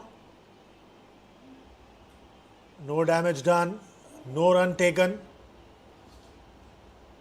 This is the kind of bowling you expect from a genuine fast bowler in the end overs of an innings, especially of a short format contest. That's what you're getting right now from Mayank Yadav. Terrific spell here by this young quickie.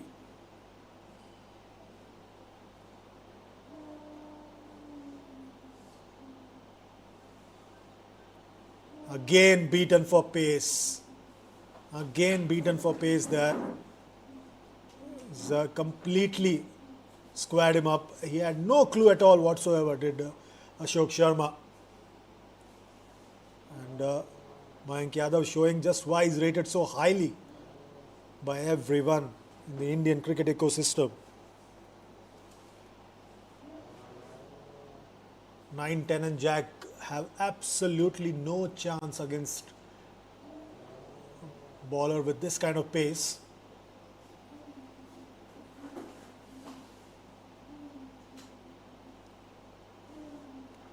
Oh, tries the uppercut.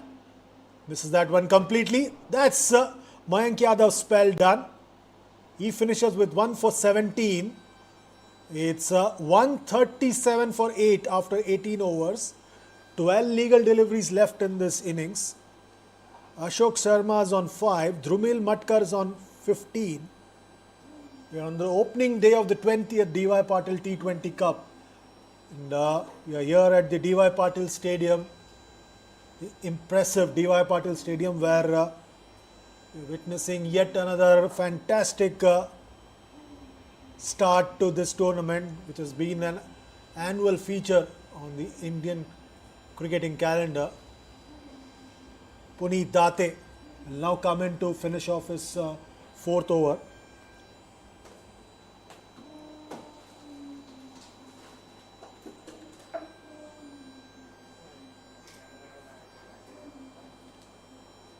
Puneet Date now.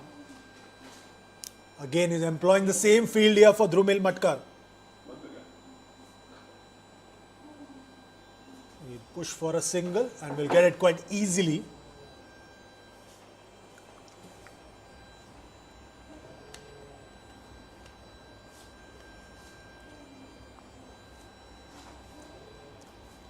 Eleven legal deliveries left here. Ashok Sharma is on 5. Matkar's on 16.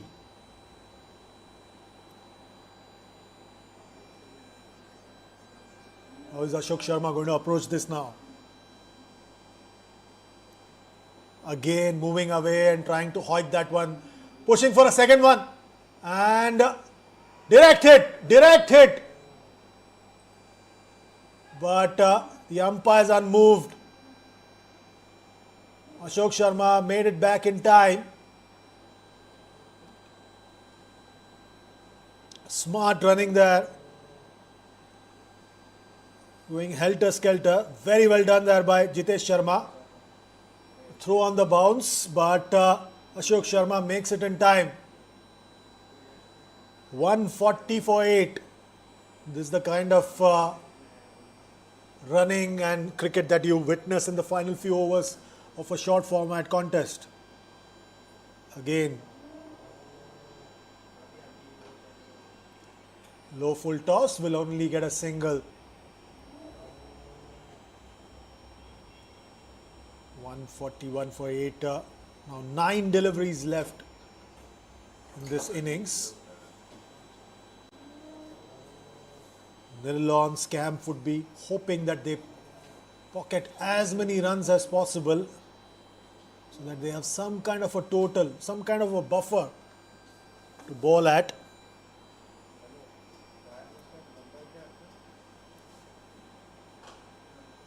Again played that one upishly this time. There's a fielder there, but missed it completely. It was the skipper, Shashank Singh, who kept running back to take that catch, but misses that one completely. But the batters go through for a single. His intention was right, but Shashank Singh couldn't quite stretch himself enough to take that catch. Yet another single here for Nirlon. Straight down the ground. Massive strike. Much needed strike here for Ashok Sharma and Nirlon. In the slot and dispatched. Easy as it comes for Ashok Sharma. 148 for 8 now.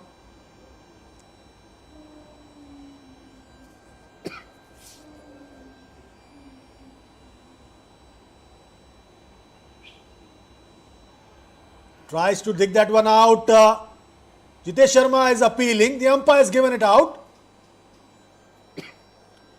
Jitesh Sharma is now telling Ashok that you got an outside edge there and you have got to go. Everything happened in slow motion there. Ashok was trying to dig that one out and Jitesh appealed and the umpire gave it out belatedly. And that's wicket number 9 done there. It was quite an expensive over for Puneet Date. 11 runs and a wicket coming off that 19th over. 148 for 9 now. And looks like the final over will be bowled by Arjun Tendulkar. Last man in, Varun Rao. He'll join Drumil Matkar in the centre.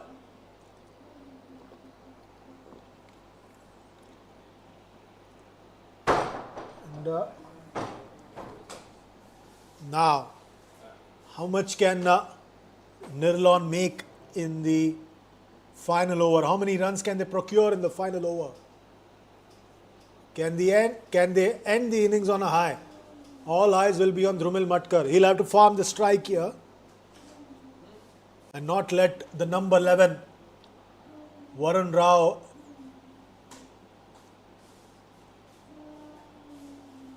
pocket the runs. Here we go. Arjun Tendulkar now coming into ball.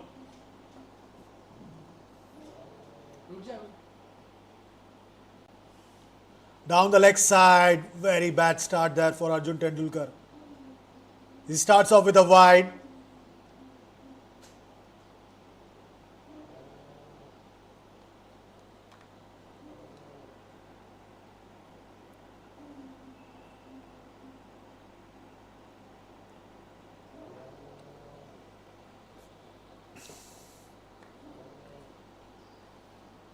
Again down the leg side.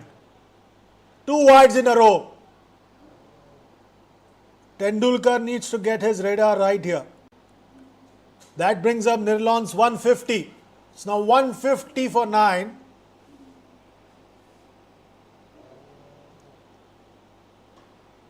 Needs to get his rhythm right. Skipper making changes on the field.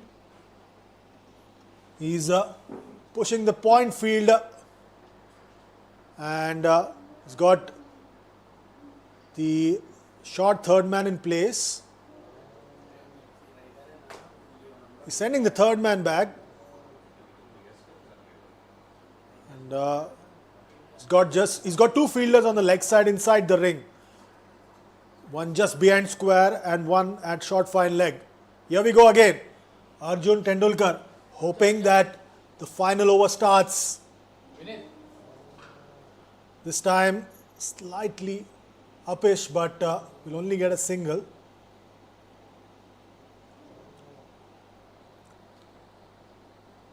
He's refused the single, Drumil Matkar. He's happy to farm the strike. He wants to be there on strike and make the most of the remaining 5 deliveries. Again, Arjun Tendulkar. Oh, trying to be cute there. Trying to make use of the fact that you've got a straight short third man and short fine leg here. And wanted to play the ball over those fielders. He had a choice whether he wanted to go on the leg side or the offside, but missed it completely. Another dot delivery. What's it going to be for Drumil Matkar? How is he going to respond to this challenge now? This time full toss, but is he going to push for a second? Yes. His partner's keen. But Drumil Matkar sends him back. Just a single. Jitesh Sharma did try to catch him off guard over there, but not being able to dislodge the bails. A single finally. 3 legal deliveries left in this innings. 151 for 9.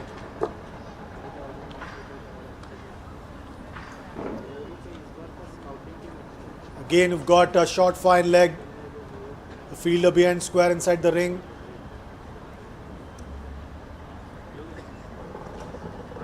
And yet another wide. So third wide in this over from Arjun Tendulkar. All this is helping Nirlon's cause. They're happy to pocket any runs that come their way after the mid-innings collapse that they had.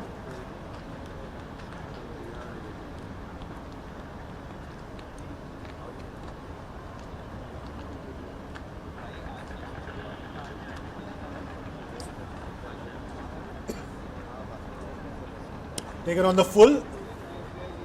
Will only be happy with a single. Going for a second one. That's surprising.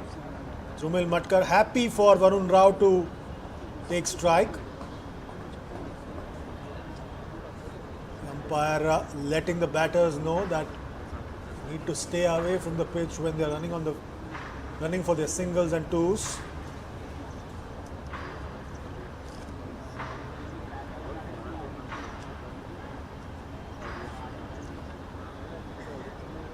Oh, straight, full, given. That's the end of Nirlon's innings. That's what Arjun Tendulkar was aiming for all through this final over. He finally succeeds. That's the end of Nirlon's innings on 154. Tendulkar picks up 3 wickets. D.Y. Patil Blue now need 155 runs to win this contest.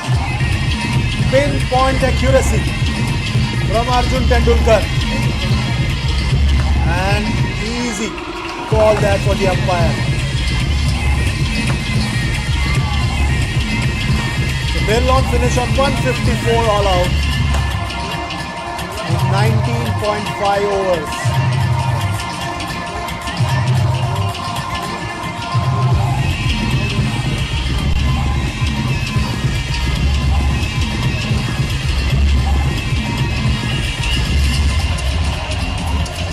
DY Patil Blues now need 155 in 20 overs.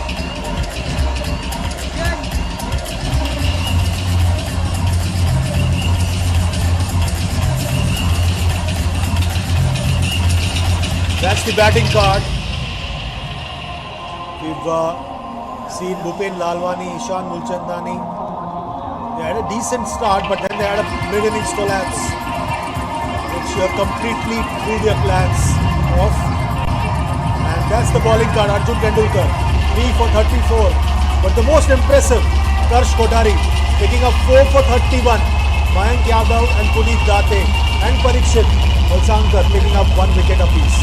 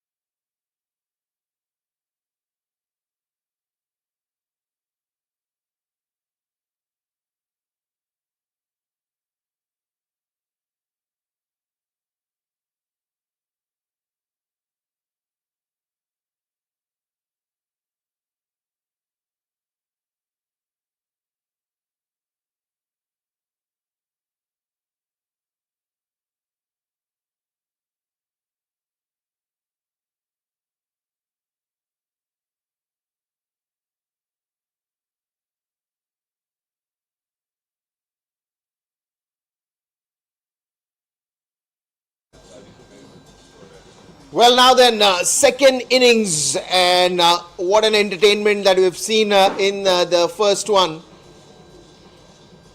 DY Patil Blue needs 155 runs in 20 overs. And what a way for that innings of Nirlon to finish with all 10 wickets. And one ball still remaining in that last over of the first innings. But Nirlon could have done much better, because they always had runs in their hands. The only thing that kept on going out of their way when they started losing wickets at the regular intervals. At any given point of time, it looked like now they have a good chance to get a partnership. That is where the wickets kept on falling, and after that it became very difficult to survive. But still they managed to get to 154. And now the second innings, and what all is there for us in the second innings. In the commentary box, me Dipesh Sule with my colleague Chandresh, and a lot more in the store that we all look forward for. Right now, how this 155 runs will be approached. And when you see this man on strike, you know there are a lot of runs that are going to come in the power play, because that's the impression that he has left to all of us. Vaibhav Suryavanshi, the name that is all over in the charts, especially if you talk about the under-19 World Cup, ICC World Cup that happened. And if you remember the innings of 175 runs in the finals against England, you will know what I'm talking about. Vaibhav Suryavanshi, we see him on the screen right now.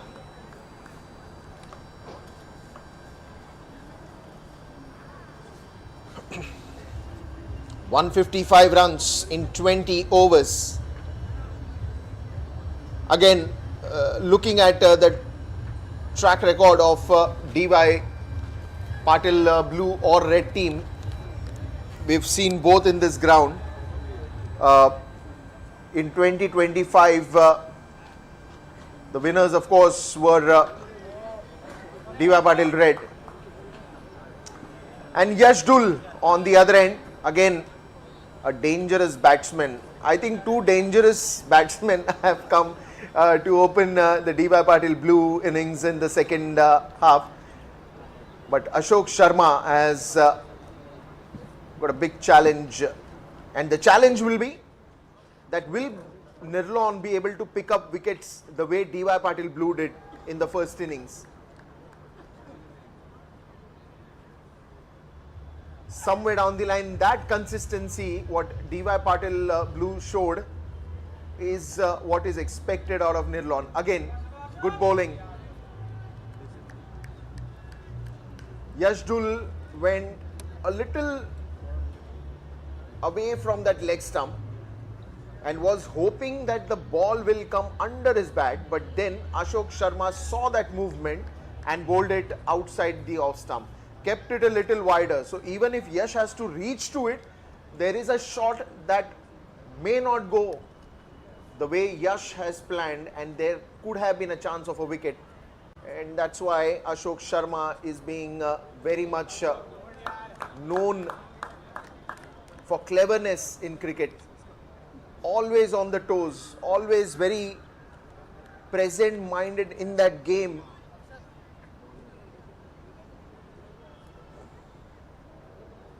And that is where you call that match awareness of every player. That awareness has to be there. Even if it is a T20 format, even if it is a 50 over or a test match, that match awareness is one thing that every player should have every moment. That just helps you take the right decisions on the field. Yashdul as it best. Oh, what a shot.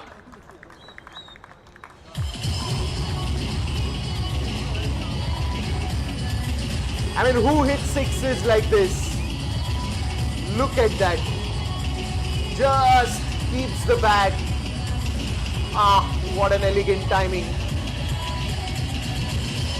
You would want to rewind this boundary and watch the replay again and again. That good of a shot this was.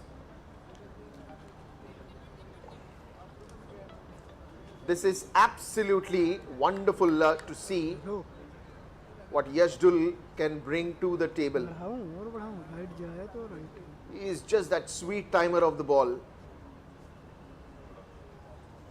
3 balls you've kept him silent, but not the 4th one.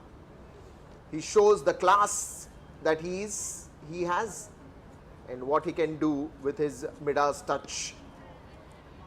Good comeback by Ashok.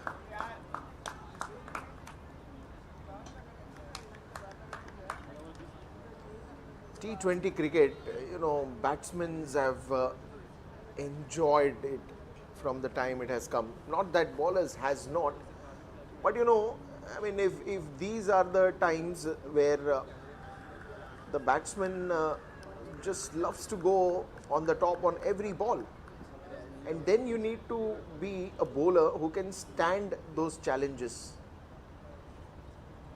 Lovely. Look at that. This is what I'm saying. Ashok Sharma with a wonderful line to end that over. So 1 over gone and it's 6 runs on the scoreboard.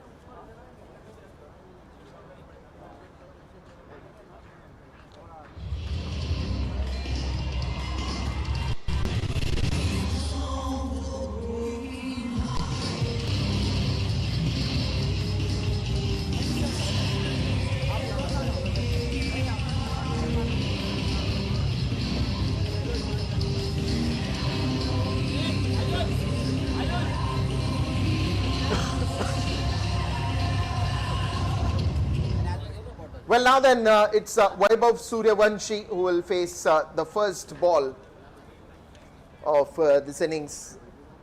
In the previous over, we saw one good shot, but that good shot was just amazing. That sweet piece of timing. And now, Vaibhav Suryavanshi. Karthik Tyagi will be at the bowling end. First ball onto the pads. There's a big appeal, but just a single there for Vaibhav. And it will be Yashdul back on strike.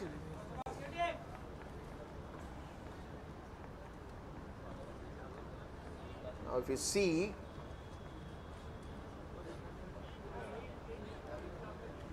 the approach in the power play, I think the way Yashdul has played, the intent is very clear, is right up there.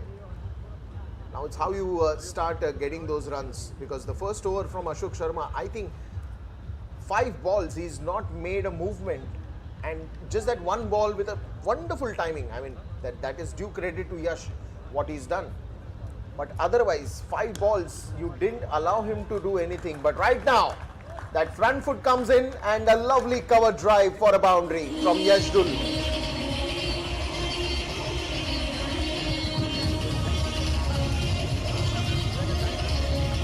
Look at that again, that footwork, a very steady head position and opening full face of the bat. There it goes. He's one good timer of the ball, Yashdul.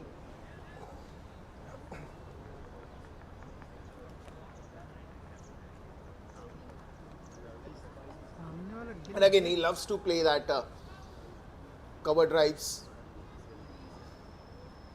Even in the previous over that you've seen of that sixer that came from his bat, it was again towards the extra covers region, and even this one goes to covers. This time again, oh, now you have a deep covers especially for Yash. Because you can expect a lot in the offside, even in the power play overs. Right now it's just a single bringing Vaibhav Suryavanshi on strike now.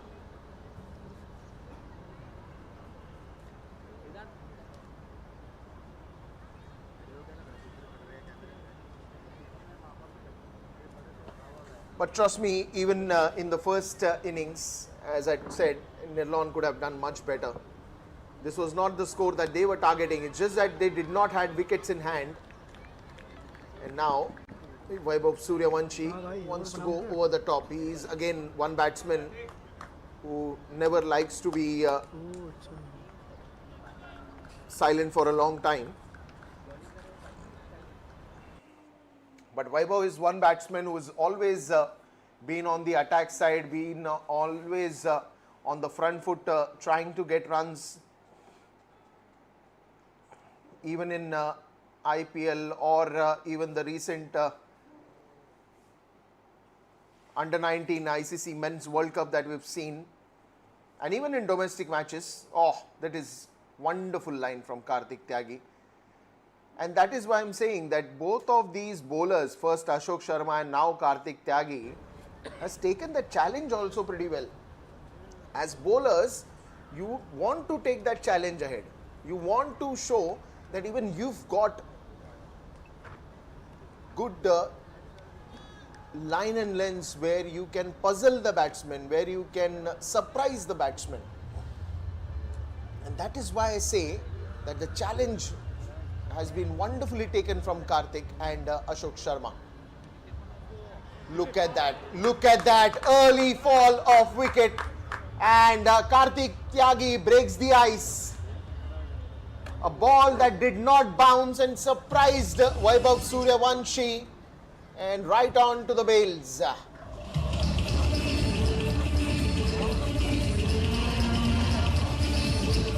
Look at that, wanted to play onto the leg side. The ball just got stuck and onto the stumps later. Goes without troubling the scorers much.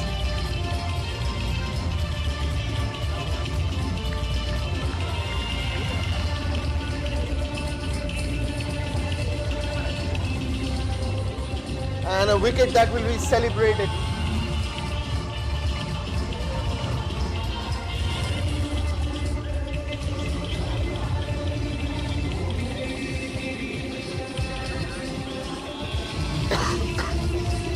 Sarfaraz Khan is the new man in.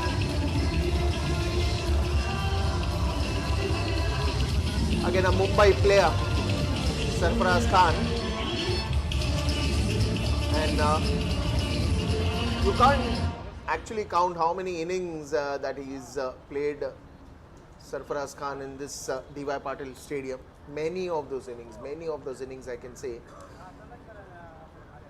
But right now, both the bowlers have taken the challenge so well. And Karthik Tyagi just hitting the center of the dart by picking up an early wicket of Vaibhav Suryavanshi.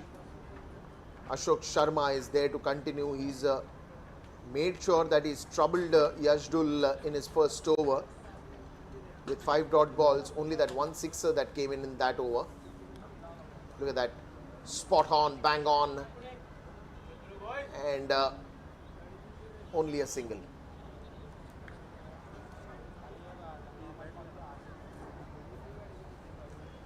So it's not an easy one even for the Blues, the D.Y. Patil Blues, the home team. It's not going to be an easy one for them when you have such class bowlers. So Nirlon is going to try, and the bowlers are going to always keep the batsman on the check, not on the go. Ashok Sharma once again. Bouncing ball takes the top edge, and Sarfaraz Khan, the big fish in the pond, goes on a duck.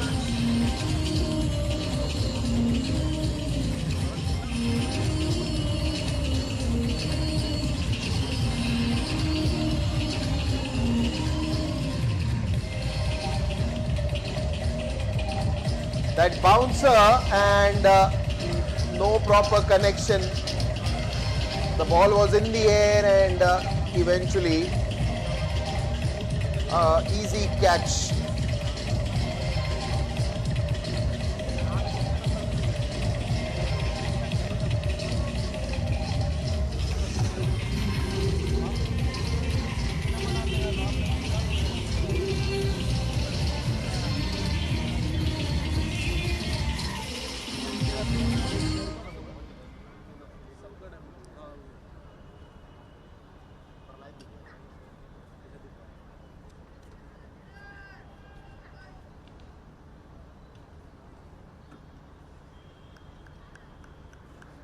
Well, now then, two early blows.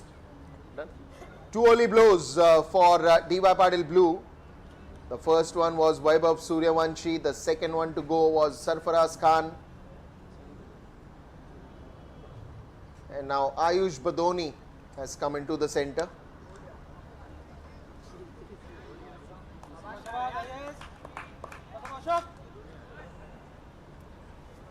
So a 154 would look easy, but not for the batsmen who are playing right now.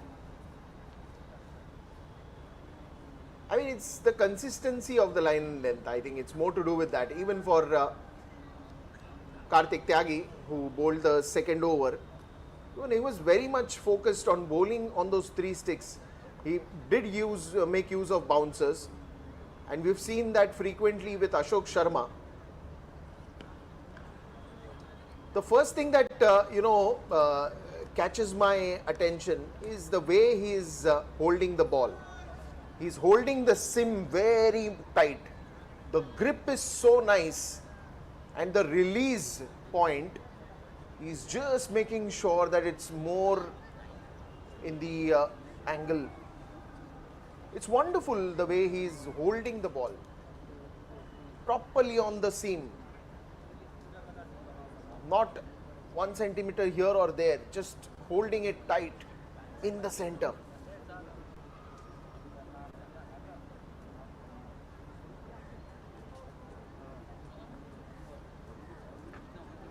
Look at that, the way he is holding the ball.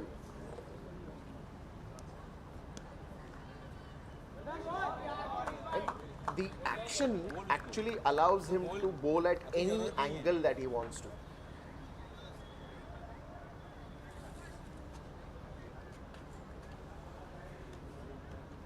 Very much straighter, very much at the good length.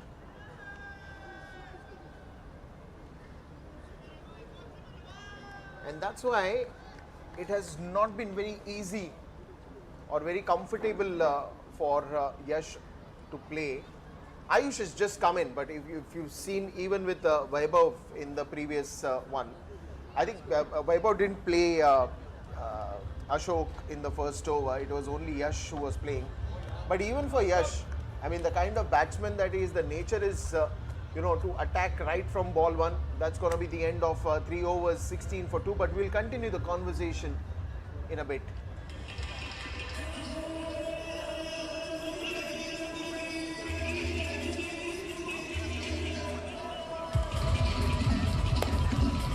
Coming back to yet another over.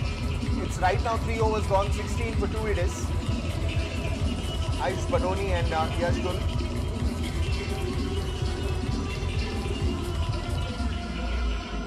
For 2, and it's 139 runs needed now in 102. But I still feel, you're talking about a batting depth of DY Patil Blue. We still have Jitesh Sharma to come in. We still have Shashank Singh to come in. We still have Arjun Tendulkar again, a very good all-rounder, a batsman also. We have Mayank Yadav. We have Parikshit. So we have good list of batters still to follow in, and at this situation, Ayush and Yash, you've also played together quite a lot. We'll be looking forward to get a partnership in place, at least lay the foundation from here on, and once they lay that foundation, it will be a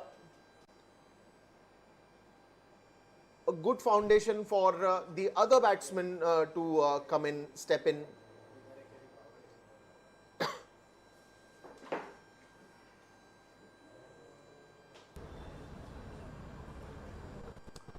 Right now, both of these bowlers, the more of dot balls that they are going to bowl, the more they are going to keep the batsman on the check.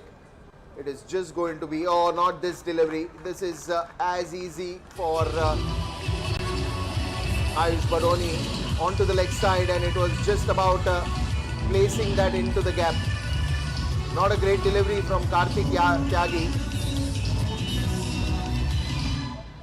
And that is why I'm saying that if you are going to keep that pressure on to the batters, you have to bowl that every ball very cautiously, very thoughtfully.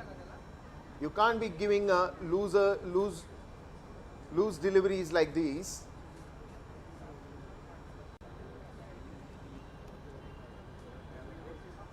Ayush and Yash.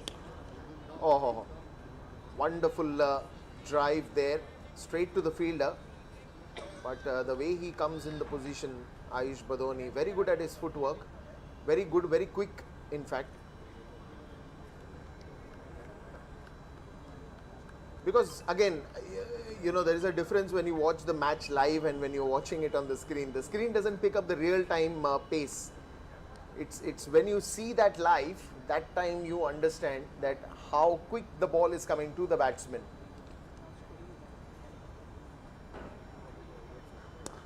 Oh, that's lovely. That's lovely shot into the gap, and what a boundary.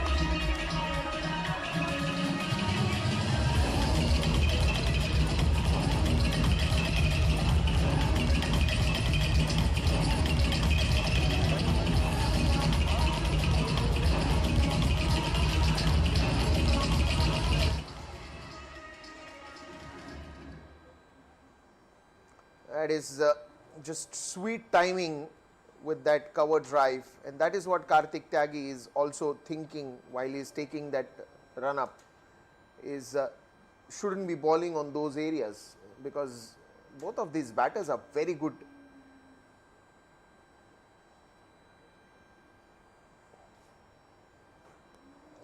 Another one, and there will be a man to cut that off. Just another single to add up. But again, I think it's very impressive for Kartik and Ashok Sharma to bring good spells like this at the start of this second innings, when you know that every batsman who is going to come who's only looking to attack the bowler. And in that, when you hold on to your temperament and you just focus on your bowling, your line and length, you don't want to focus on anything else, but other than that, your line, your length. This one is far away from the fielder, and that will race away for a boundary.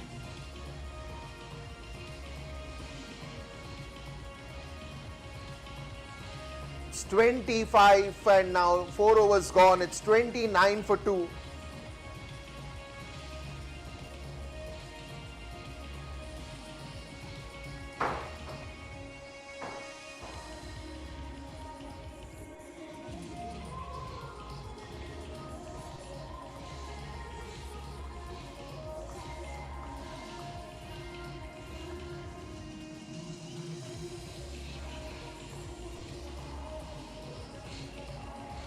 So after that 4 overs, how many more are they planning in this more 2 overs to come in? 4 overs of power play have been done, and 2 more overs of power play remaining. And at this moment, Yash and Ayush taking things at ease.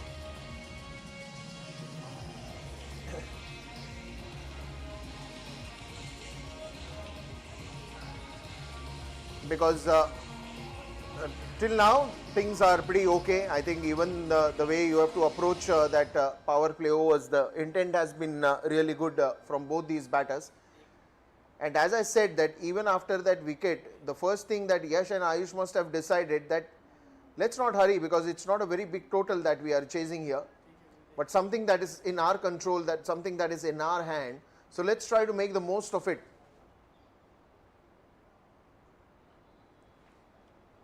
And that's the reason they are taking things slow. They are not going on the hitting every ball, and there is no need of hitting every ball,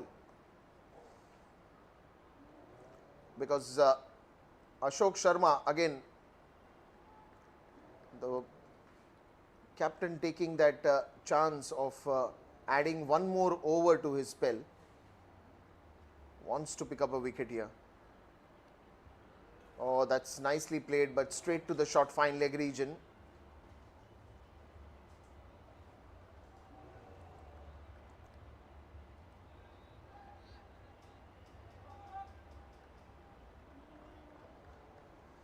Again, the bounce here is targeted to that rib area. It's not even, I mean, just before the previous ball, if you've seen, he's not bouncing it much. He's just bowling to that rib area where it is a little uncomfortable for the bat also to reach. But this time he's found the gap, and he's found the gap nicely. That is another good looking shot here. It didn't had much on it. All he had to do is just swing the bat. He's just flicked it nicely. Just that sweet touch, and the pace of the bowler is been used 100% on that one.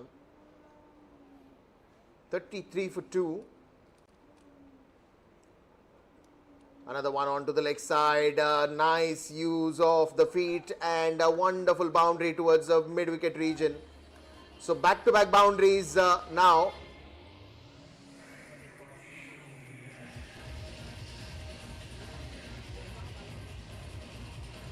Look at that, coming into that position quickly, and the flick. Oh, lovely timing on that.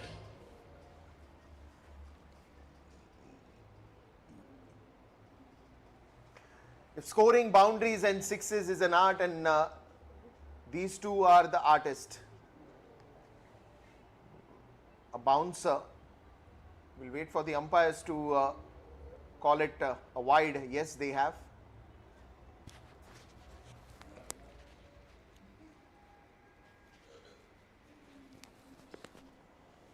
$38 for 2.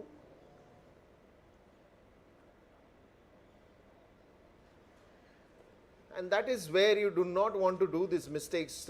If you've seen, that first ball was also on the leg side, but that was a dot ball. Then after that, continuously, both the deliveries were onto the leg stump and little away from that. So that made Ayush Badoni life very easy to get those two boundaries.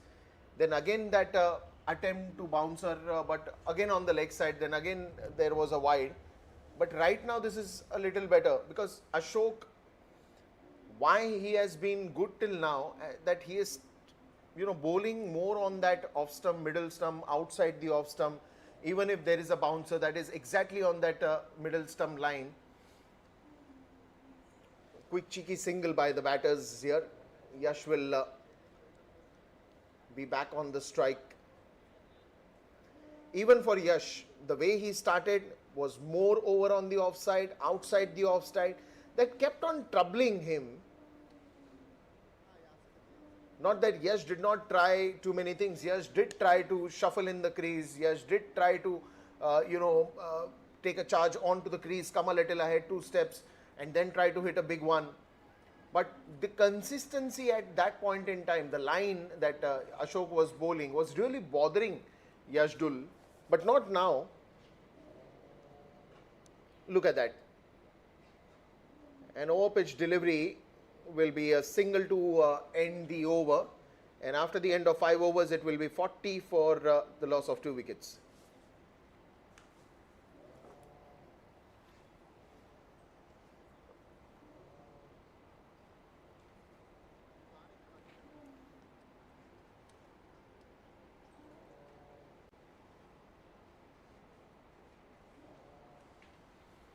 So that's the summary till now. If you've seen in the first innings, Karsh Kothari with 4 wickets, Arjun with 3 wickets, Puneet Date with 1, and in the second innings,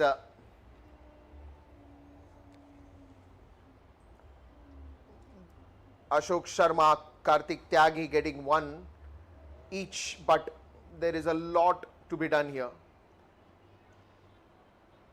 Because right now you can see a partnership that is building up between Ayush and Yashdul, and it is important to break that. It is important to apply the speed breakers. It is important to give it a no entry board.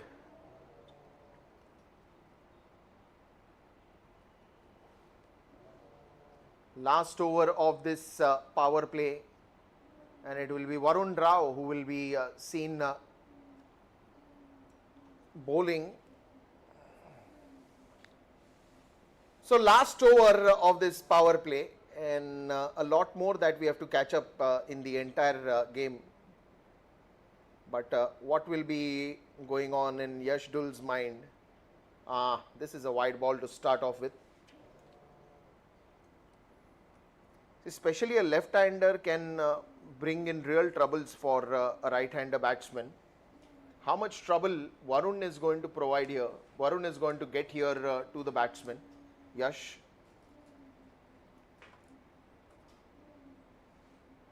Because even if you're bowling outside the off stump and there is an in-swinging delivery, that line can bother. If there is a ball that is bowled on probably leg stump or middle stump, and then the ball moves away, out swinger, then there is going to be a problem. But it is not going to be a problem when you give it under the bat of Yash, because he is going to just swing the bat easily and hit boundaries like this. Look at that, very much under the bat, and anything that is under the bat, Yash will make sure that the ball goes back with a trademark sign of Yashdul boundary. He's so wonderful in so many ways, Yashdul.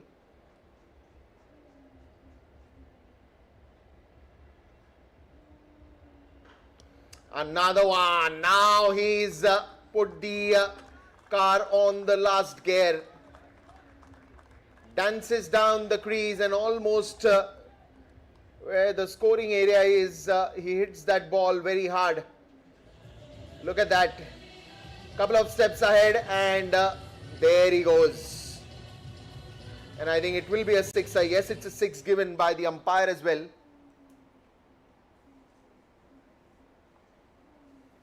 $51 for 2 and making good use of the last over of the power play. 11 already in the 2 deliveries that have been bowled. There are still 4 more balls to go, and you don't know how many of those big shots are coming. But the way he started that over, and I'm sure there will be a lot more. Yashdul once again.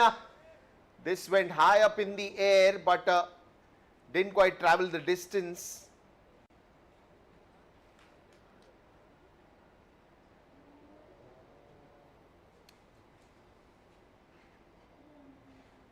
I think he's just now suddenly put his status to beast mode on, because he's playing one like that.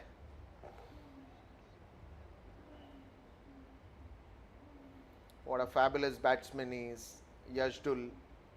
Varun Rao in a real fix right now and being challenged on every ball, but this time change of pace, little outside the off stump, wider to the reach of the bat swing, and will be a dot ball.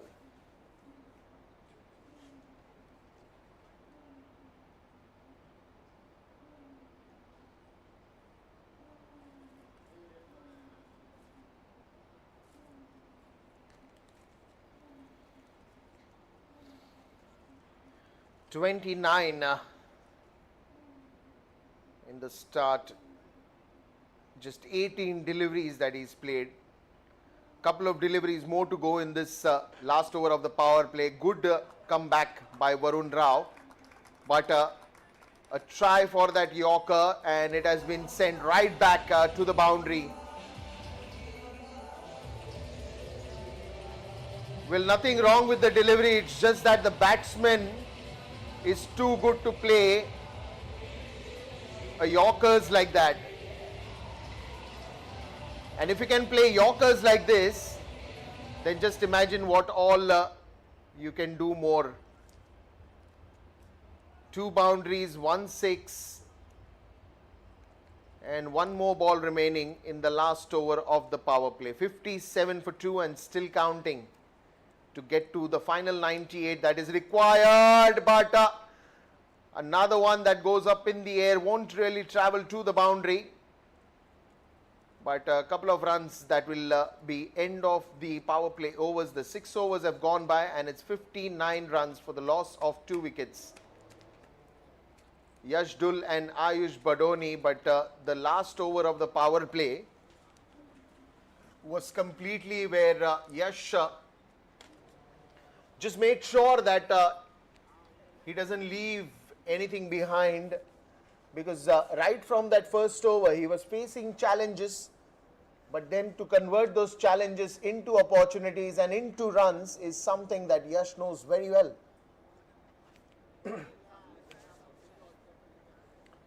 Six overs, 59, and now they are heading pretty strong. A good, almost a 10-run run rate if you look in that way. Almost a 10-run. 9.83, isn't that very close? And now finally doing all the testing and switching of the bowlers. The pacers will be now be replaced by spinners. Drumil Matkar comes to the attack.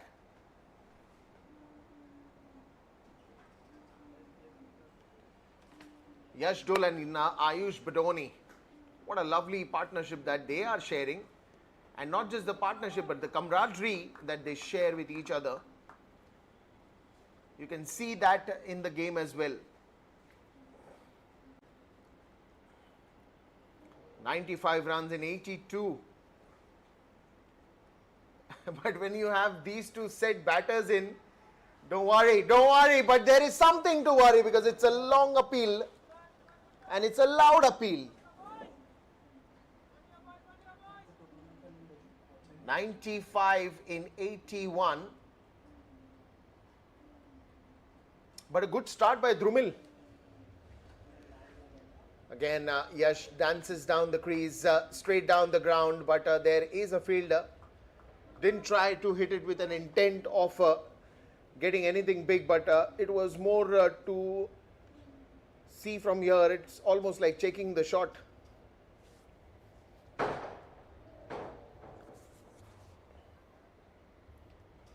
But if you've seen, and this time he goes, and that will be a boundary.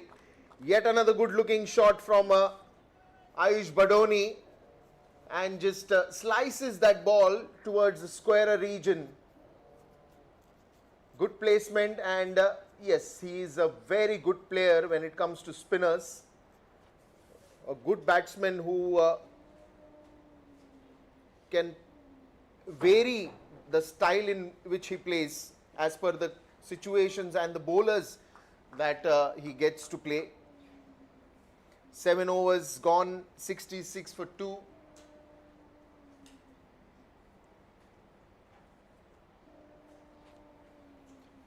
$89 runs in 78. And now in the com box, it will be Chandresh.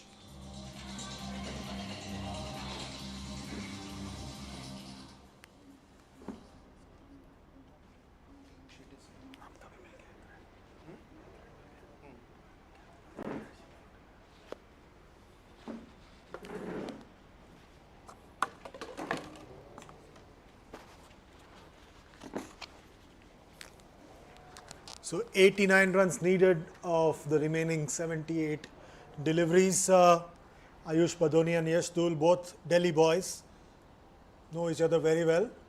As the lights, the floodlights here take full effect. Saurabh Singh coming in. Now for the first time, short is delivery.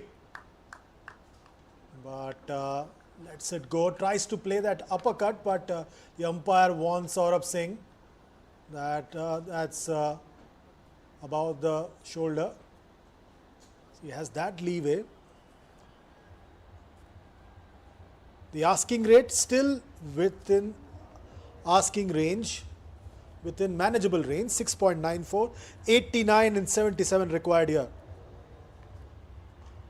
Again, played that one nicely, and it's a 6. Mighty hit by Ayush Badoni. Sat up and requested to be dismissed out of sight, and Ayush Badoni happily obliges. D.Y. Patil Blue now motoring along, 72 for 2 now.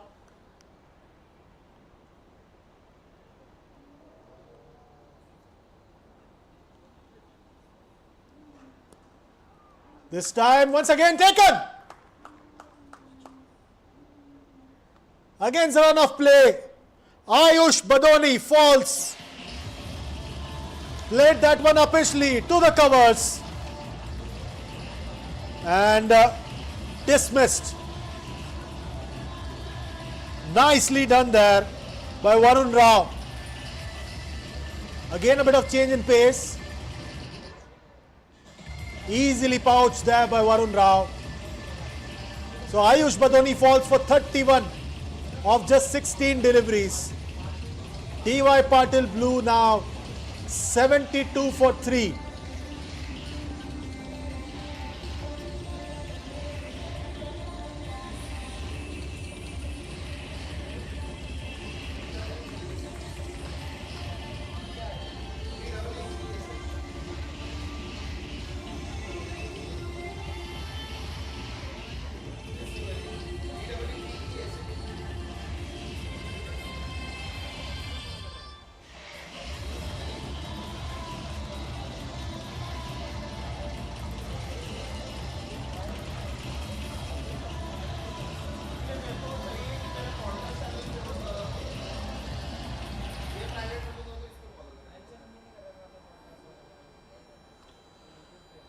So, Yash Dul still there on 36 of 23.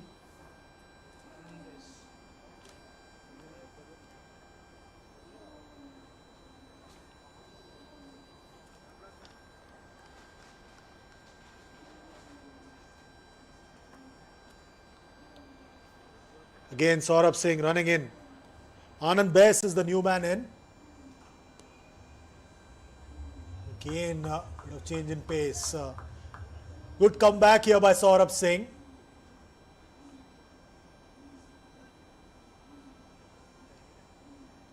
(83 runs needed of 74 deliveries.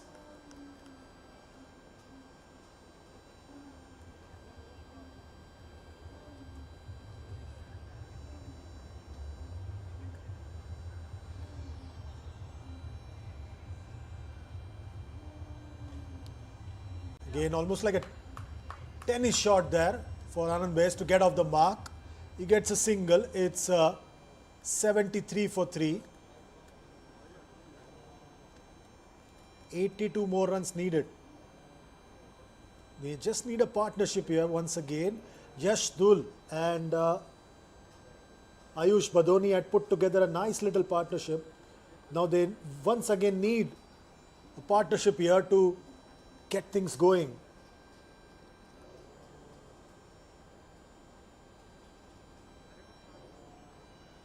It was a 57 run stand for the third wicket.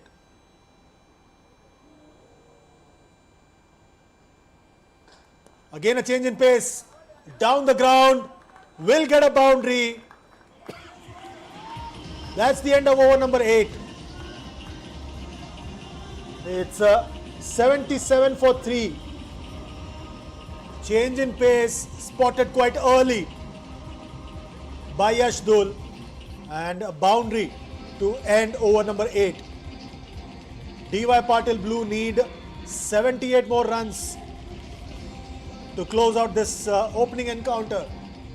that they are playing in this 20th DY Patil T20 Cup. Yash Dul's moved along to 40 of 24. Anand Bes is on 1. He's just come out to bat at the fall of Ayush Badoni's wicket.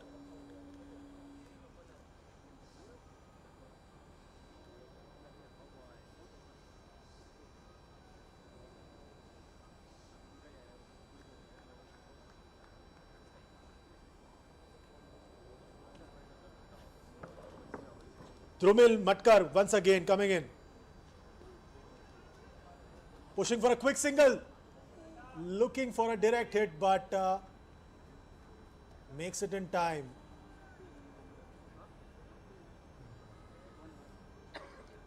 Keeping the pressure up is Anand Bes, picking up a single at the right time at the start of a fresh over.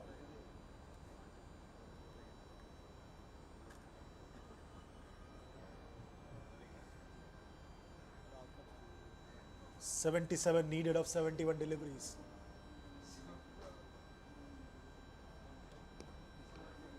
Looking to dance down the track, but checking his shot. Nicely done there by Drumil Matkar. Spotted Yash Dul stepping out.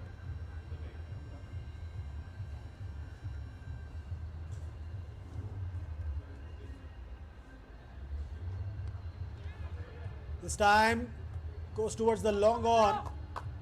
Only get a single. This is enough for a DY Patil Blue. You just need to keep up the singles and keep up with the asking rate.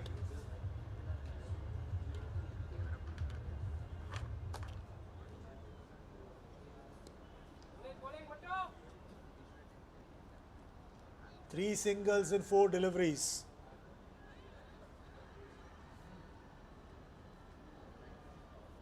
DY Patil Blue now 80 for 3. 75 runs needed in 68 deliveries.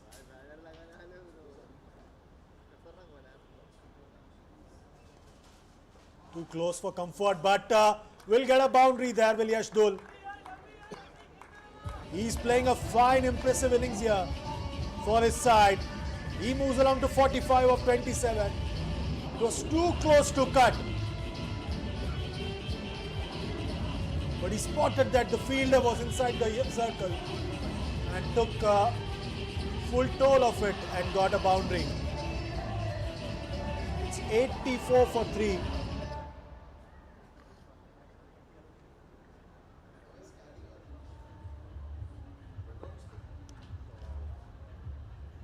This time Apesh will get a 6.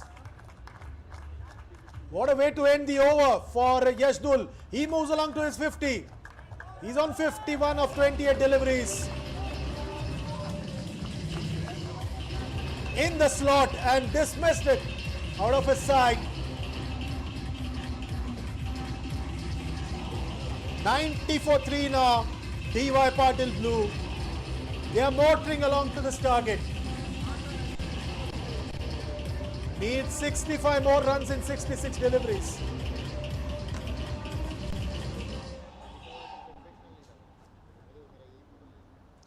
Yash Dul's on 51. Anand Bes has just walked out. He's on 3 of 4 deliveries.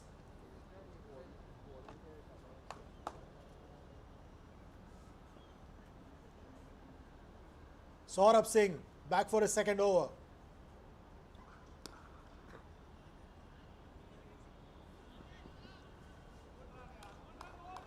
We get a couple of runs to start over number 10.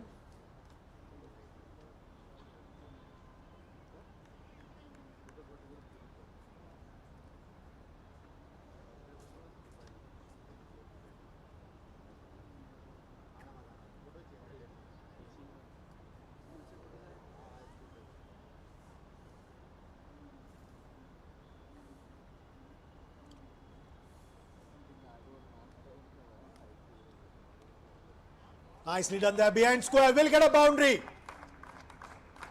Anand Bes now joins in the fun. The score motors along to 96 for 3. Short ball sat up and nicely helped along its way behind square by Anand Bes. 59 more runs needed for DY Patil Blue. They are looking impressive. First with the ball and now with the bat. It's been a terrific contest so far for DY Patil Blue.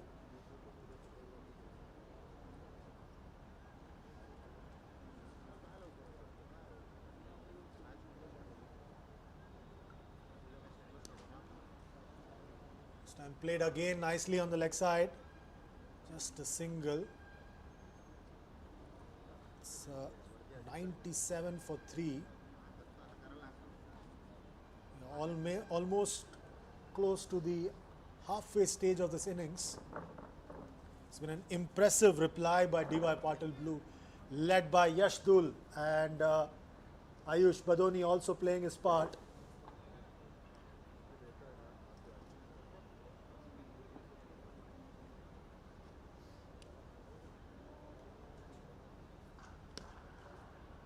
Nicely done there once again. Oh, despite all the effort by the sweeper, he is unable to prevent that ball from being a boundary. What a shot, terrific shot. Nicely covered there, but he lost control of the ball and the ball rolls through to the boundary rope. So yet another boundary for Yashdul. He moves along to 55. It's 101 for 3. Yashdul is motoring along here.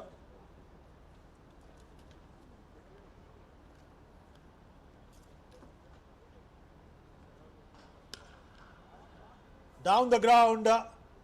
Will get one more boundary. Back-to-back boundaries for Yashdul. He wants to finish this chase in double quick time here. Again sat up and almost got hold of his non-striking partner Anand Bes. Luckily for Anand, the ball missed him and the ball raced along to the boundary down the ground. It's been a very expensive over. 3 boundaries plus a brace and a single. 15 runs of 5 deliveries.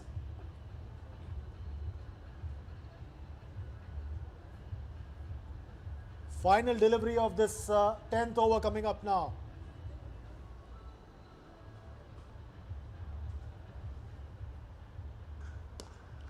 This time played it once again. Will get a boundary. 3 successive boundaries to end the over. DY Patil Blue now 109 for 3. Yashdul playing a fine innings. Motors along to 63 of 31 balls. Read the field perfectly and took full toll of Saurabh Singh. He's whittled down the target to just 46 more runs needed of the final 10. And now Nirlon trying everything in the book. Karthik Tyagi being brought back.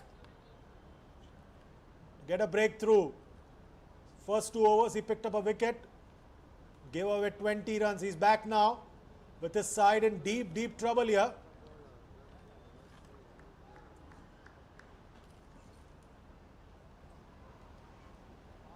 Again, just one fielder inside the 30-yard circle.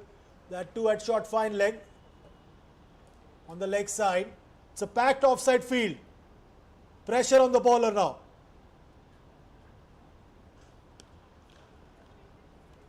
Pushes that one quickly. Looking for a second. And will get it quite easily. No pressure whatsoever on the batters. 111 for 3. Anand Bes is now on 12.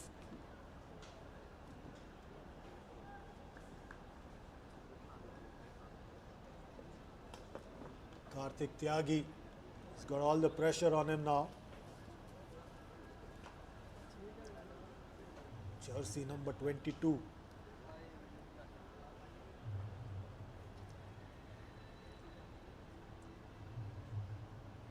Also got to try and pick up a few wickets here. That's the only way Nirlon's going to come back in this contest now. Again, steaming in now. Oh, straying down the leg side. Easy picking there for Anand Bes. Runs coming quickly here for DY Patil Blue.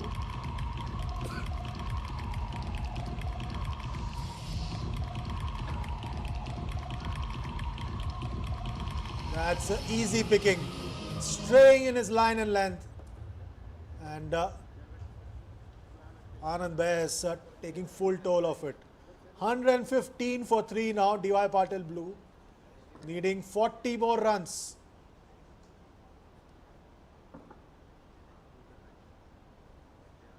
Shot is delivery up is. Oh, very well done there. Fantastic catch. Terrific catch there by Dhrumil Matkar. At third man. That's the kind of magic Nirlon has been looking for, and it's coming by way of an impressive fielding effort by Dhrumil Matkar. At first, Anand Bes tried to get out of the way of the shortest delivery, but then had to play that ball. He committed himself and the ball went straight to third man, Dhrumil Matkar, diving forward and picking up a terrific catch. Is this the magic moment that Nirlon needed to make a comeback in this contest? That's wicket number 4 gone here.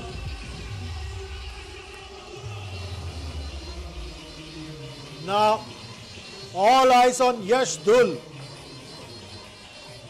as the skipper Shashank Singh walks out to join him.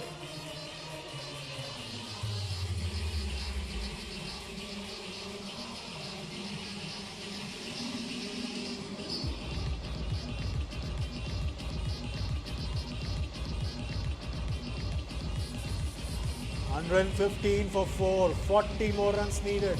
The asking rate's not a bother. It's the fall of wickets that DY Patil Blue need to be wary of. The asking rate is just about 4 runs and over. That's easy as it comes in T20 cricket. Shashank Singh, a dangerous operator in this format. He's now ready to face Kartik Tyagi. He gets off the mark. Nicely done behind square.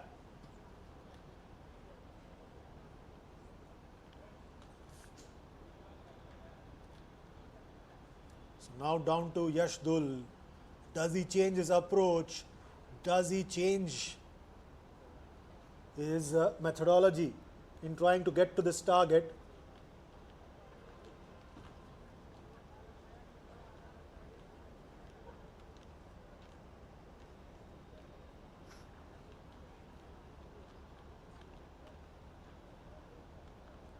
So here we go. Once again, Yash Dhul batting on 63.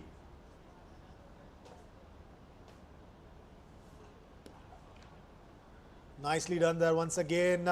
We'll get a single.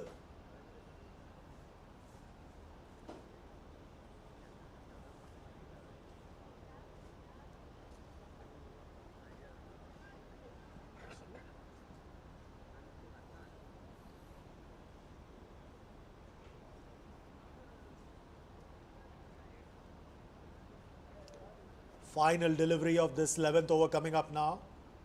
Shashank's on 1, Yash Dhul's on 64. The skipper Shashank Singh has just walked out to bat. Shortest delivery going down. Wide call, easy call there for the umpire.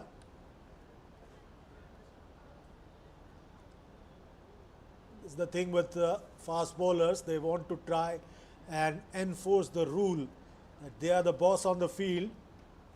But Shashank Singh had nothing to do with that. It was really a nothing delivery from Kartik Tyagi.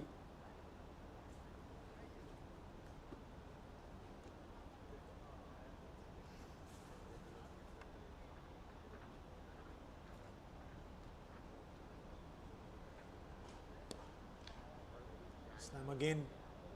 Played it quietly. That's the end of over number 11. It's 118 for 4. DY Patil Blue need 37 more runs to win this. They are opening encounter in the 20th DY Patil T20 Cup. Shashank Singh's on 1, Yash Dul's on 64.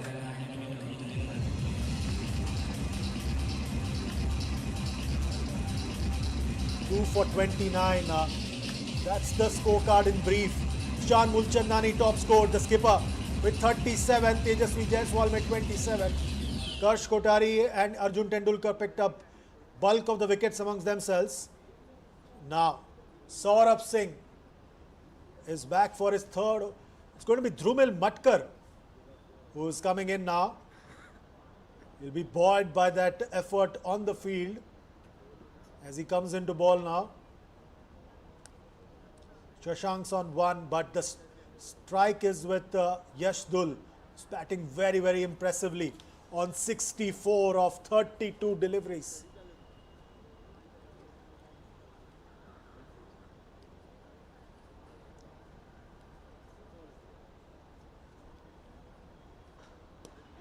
What a way to start that over. Oh, done nicely. He's gone. The informed batter has been dismissed. Yash Dul strikes it straight to long off. Comes off once, but finally held it nicely. That's one more wicket down for DY Patil Blue. It's 118 for 5 as Yash Dul walks back for 64. In walks Jitesh Sharma as my colleague Dipesh Sule resumes commentary here.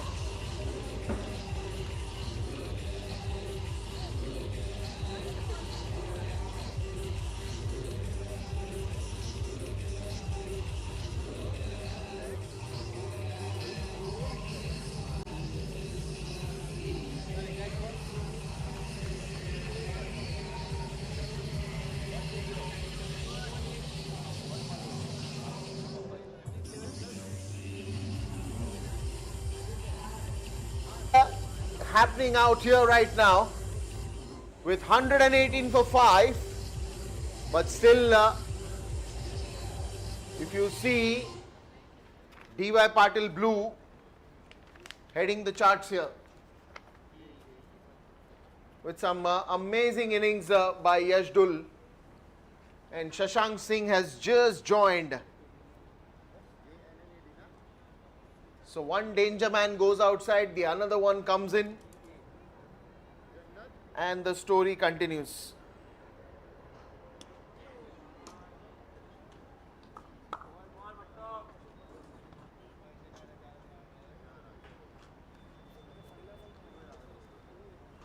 So it's the way that all started with some good bowling performances coming in the first innings, and then a complete domination with the bat. Yash Dul looking so good, so sharp, and he will never upset his captain, his team, because he knows only one style to play, that is attack. The other words in the dictionary just disappears, and the only one word in this dictionary remains, that attack the bowler. That's all you're going to get when it is Yash Dul on the strike. But meanwhile, a thoughtful captain has also joined him in the center, Shashank Singh. Why I said thoughtful is because he is one person that understands and reads the game very well, and he will take his actions basis that changes that are happening in the game. Onto the back foot, straight to the fielder, doesn't mind another dot ball, because he knows that on the other end he has a powerful partner. 120 for 5, and that's the end of 12 overs now.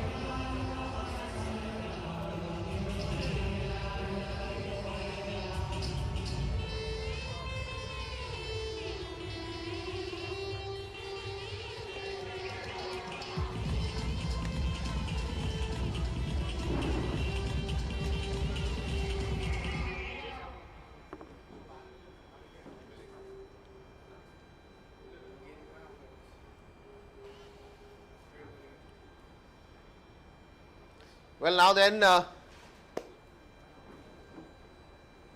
another over that will come in. 120 for 5. 12 overs that have gone by.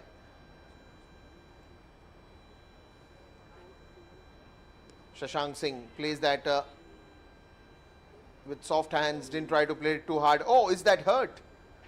Because the throw directly comes and hits his not even shoulders, I think the rib area.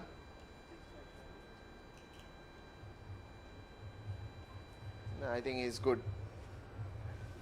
Just that concern, and probably after the game he will have to take care of that. And the medical assistance will be needed on that one, because it was a throw that was hit with quite some force there. So Karthik Tyagi now comes to the attack here. The last over of his spell, wonderfully bowled again. Yet another cheeky single here.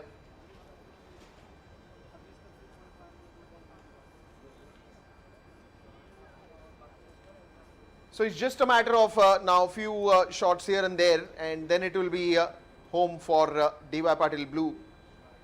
The home team won the toss, decided to bowl first.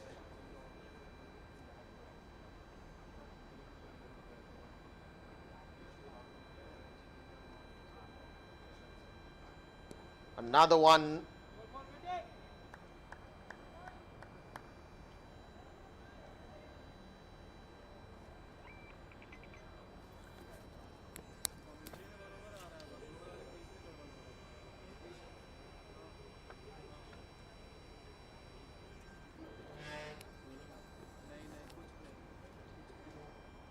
So now then, a wonderful day that it started here at the D.Y. Patil Stadium with the 20th edition of D.Y. Patil Cup, and the second game of Nirlon and D.Y. Patil Blue on the way.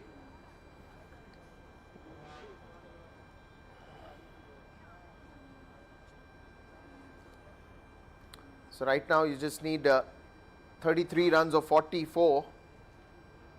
But overall, if you've seen some good shots that we have witnessed here in this game, and the power pack action came in very handy.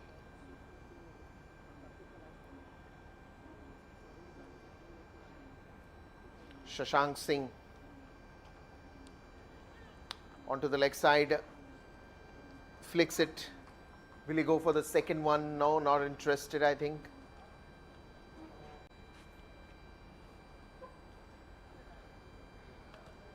Just that single that he is happy with at this moment.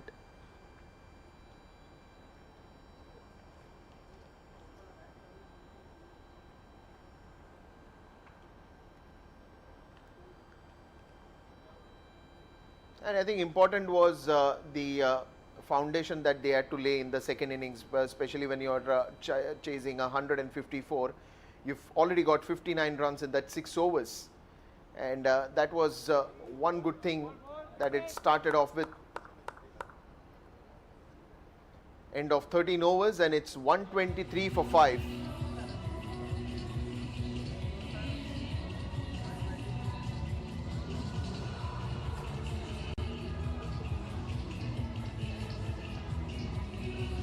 The iconic D.Y. Patil Stadium here. And look at that wonderful view under the floodlights. As if those two floodlights are welcoming that D.Y. Patil logo itself. It's just highlighting. Great capture by our cameraman.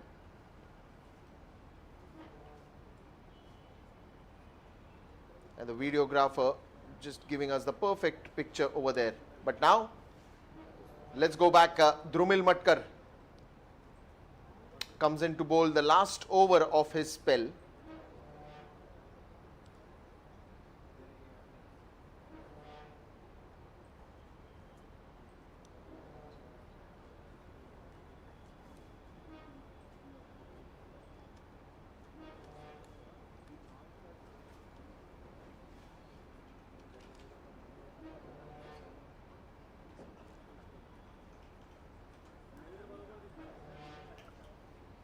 31 only needed, and it's just a matter where now both of these batsmen will go and swing the ball in the air, and that has covered quite a distance. A half a dozen to be noted with this shot. Short of the lane, picked up quickly, and the mid-wicket boundary would have just welcomed this shot.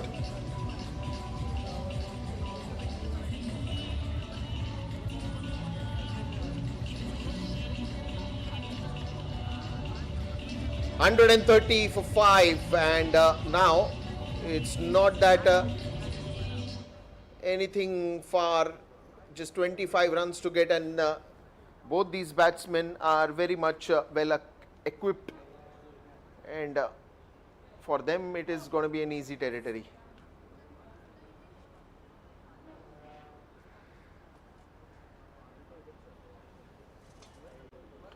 You will have to wait because the ball is not to be found. It will be noted under lost, and if you get back the ball, then it will be lost and found. But till then, you got to wait, because it's a game of bat and ball, and the ball is missing right now. And we are back.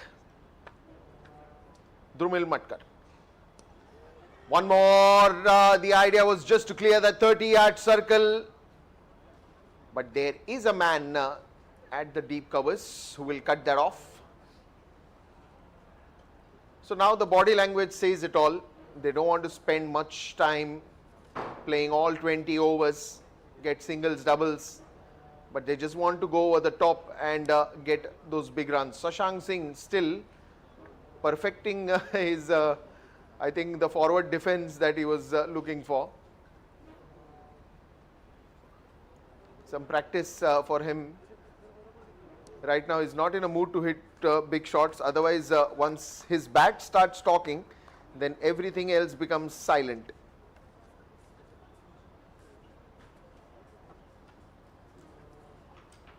End of 14th over, it's 132 for 5.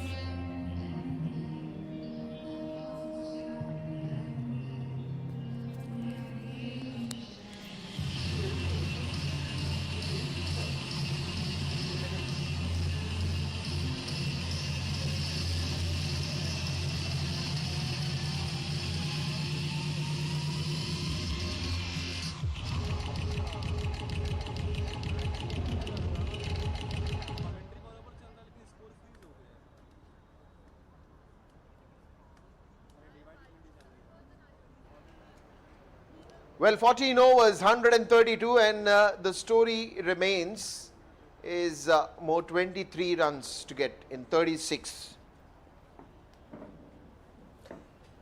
There is no concern as such with how many deliveries are remaining, but Ashok Sharma, the last over of his spell. The first one on to the leg side. Will it travel? And a couple of them easily right now.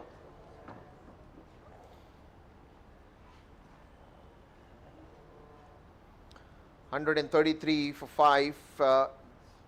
And right from the start, I think they were very clear on what kind of a run rate that they want to touch and what kind of a batting they wanted to do. 154, again, not a big total if you're talking about the home team taking on a good team like Nirlon. But then again, the first innings was the key. The toss was very important, because immediately after winning the toss, Shashank was very clear in his mind that he wants to bowl first for DY Patil, blue captain.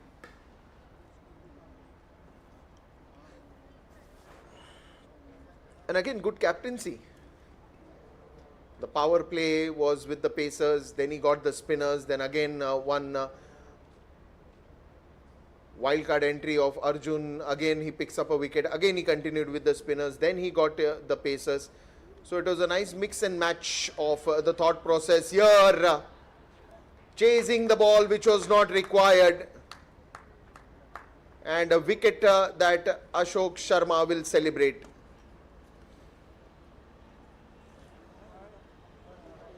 It was a bouncer, an intended bouncer, and Jitesh Sharma tried to reach to that. Look at that, not even on the toes, almost he was in the air to get hold of it. And why would you do that? It's so easy that time, that moment, that you just want to chase that extra bit of bouncer there.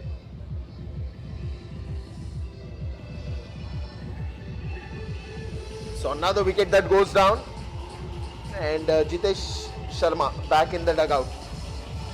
So even the last 20 is going to be a bit of a wait there for the batters.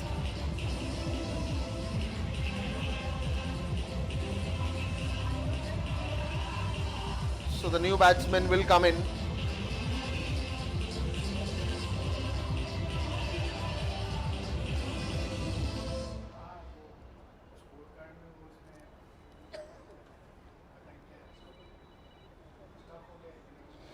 Arjun Tendulkar comes to the center.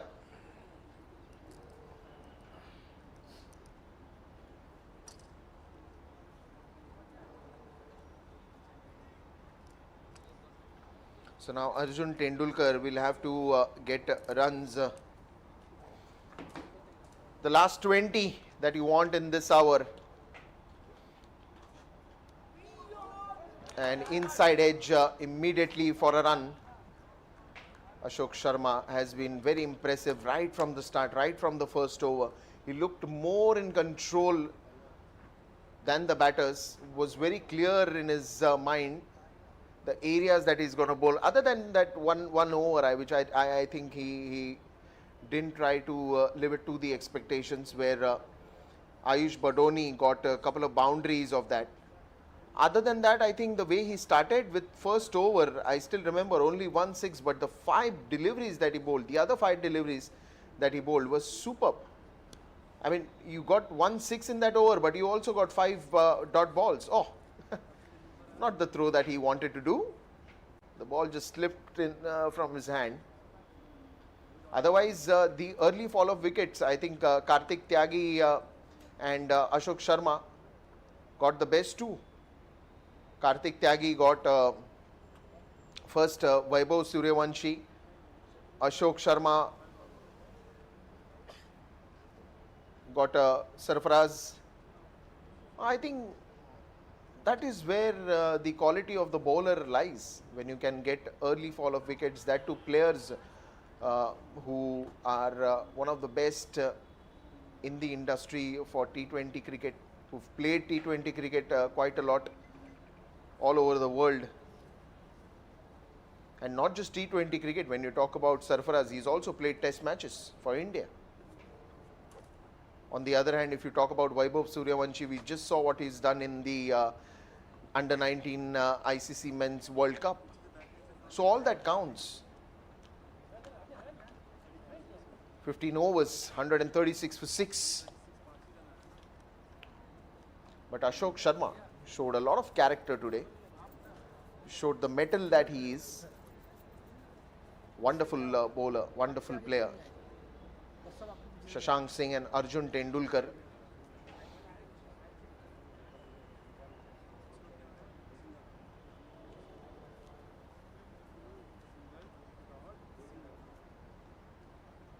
$137 for 7 now. Even if it is looking that just last bit of those 18 runs that are remaining, but you have to get that 18.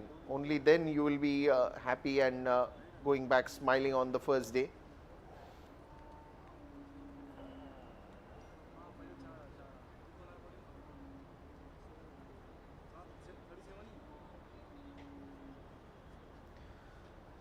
So one by one singles, and now Arjun Tendulkar.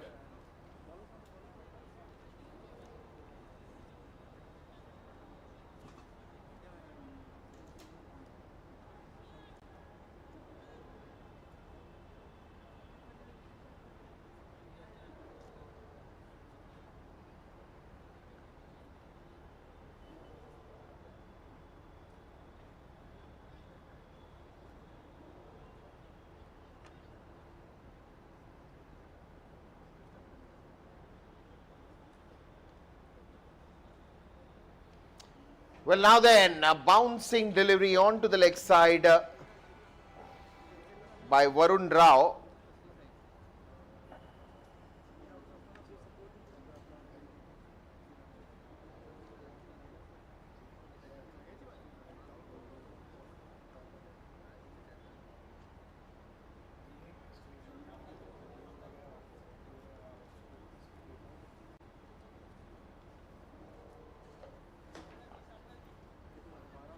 (138 for 6), and now again onto the leg side.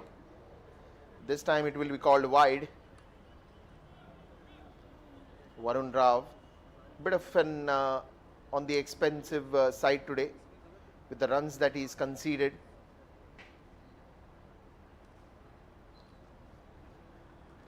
Meanwhile, Arjun Tendulkar just feeling a bit relaxed. Not too much to do when you're getting easy wide balls and you're getting runs on that wide ball.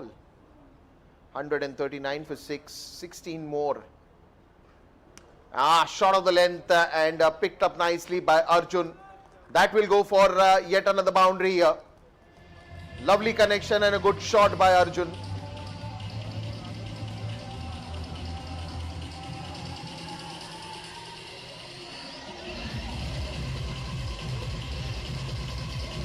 Arjun has been impressive all the day today. I mean, even with the ball first, when he started bowling right from the first over, and then now with the bat getting a boundary. He has been absolutely phenomenal today, Arjun. The slower one played it nicely. Straight to Amol.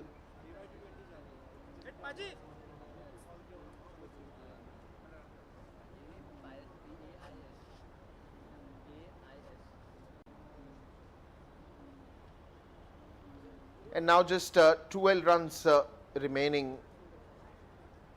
for DY Patil Blue to just register their first win in this 20th DY Patil T20 Cup. Another short ball, and this time he will find the fielder.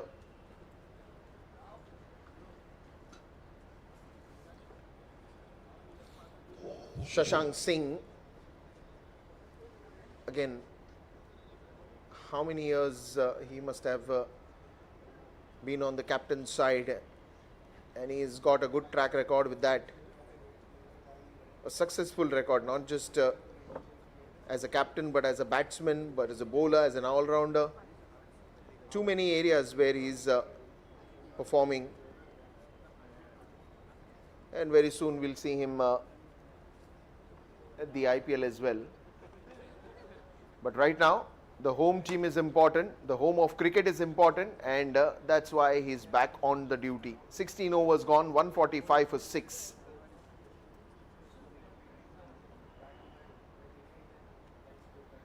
Meanwhile, the favorite number 10 runs remaining, and you have Arjun Tendulkar. So you can see the connection between that 10 runs that are needed and the man who is going to also be on the screen, the Tendulkar Arjun. 16 overs, 145 for 6. Talks about a long story that it started at 4 o'clock. The toss, of course, won by DY Patil Blue, and then some wonderful performances with the ball that came in with the bowlers. And Ishan Mulchandani comes out to bowl here. This one's just lofted in the air. Yet another single that will bring in Arjun on strike.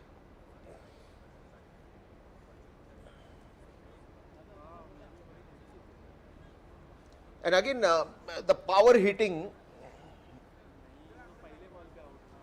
Arjun has great skills. Not just power hitting, the range of his shots. Even if you see, you've seen the earlier one that he placed for a big one. So the range hitting that I'm talking about, he's very good at it, Arjun. This time plays it carefully.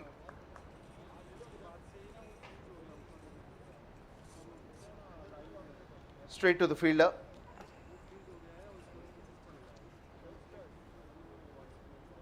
But the runs, you want to get it early. 9 runs remaining, so you want to just finish it off early. You want to just get there.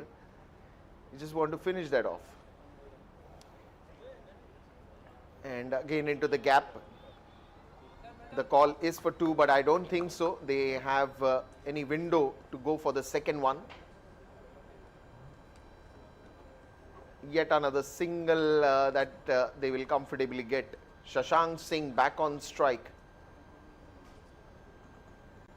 I mean, generally I've seen Shashank, the power hitting man, today is dealing in singles. Look at that, one more single. Not in a hurry.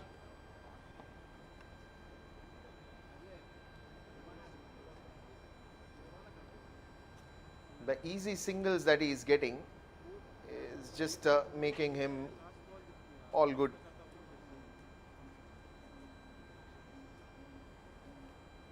But probably he is looking forward for Arjun to hit a big one.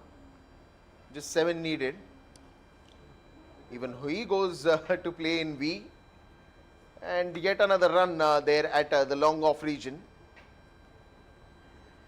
So singles are just coming at ease, and who is going to finish that with one big shot, or they still plan to go for singles and enjoy every run and then register that win, because it's only 6 runs that are needed. And knowing Shashank Singh for so many matches, that what he's done, he would just be that ideal finisher who wants to go on the top and finish it off. But this time again slices the ball towards the covers. And that's going to be the end of 17th over with 150 up and only 5 runs to get in the remaining overs.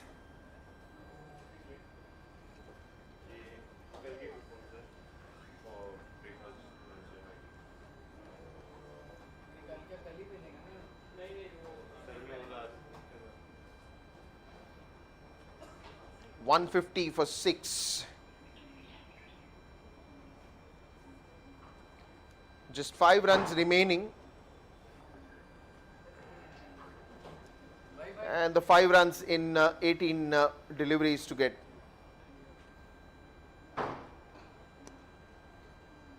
But straight to the man there.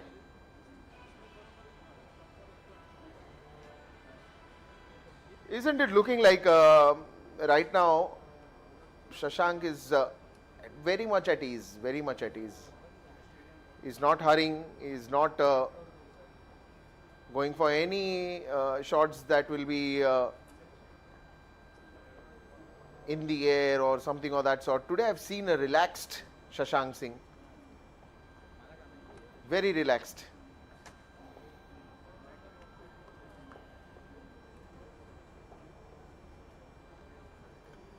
Just 4 runs now, because the previous one was way outside that off stump and is given wide by the umpire. So that just says that only 4 runs. At least now he will get a boundary, Shashank, or he still sticks to single. No, today it's all about singles.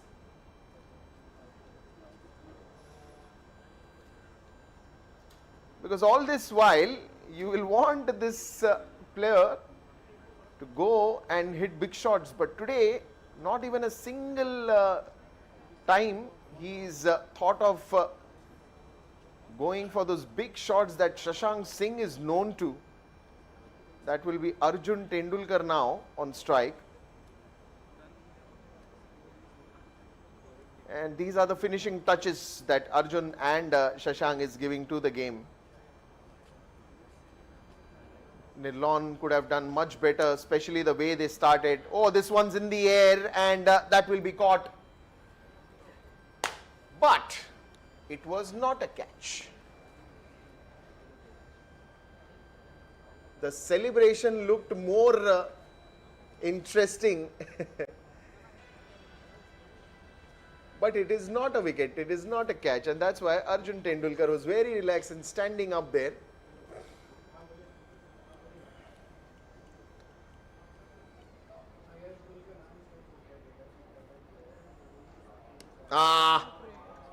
Will that be the finishing runs? Yes, it is.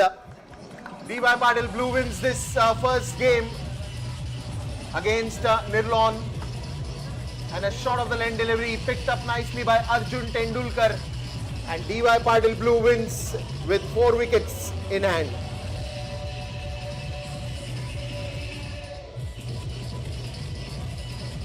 What a wonderful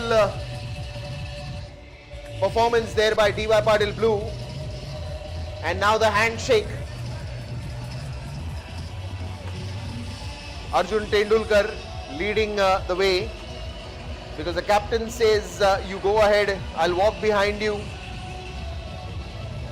He got the winning runs, take the lead.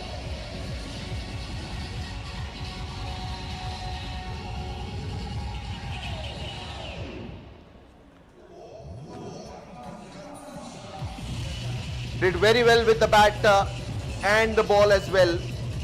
With the ball in the first innings, but with the bat again was very impressive.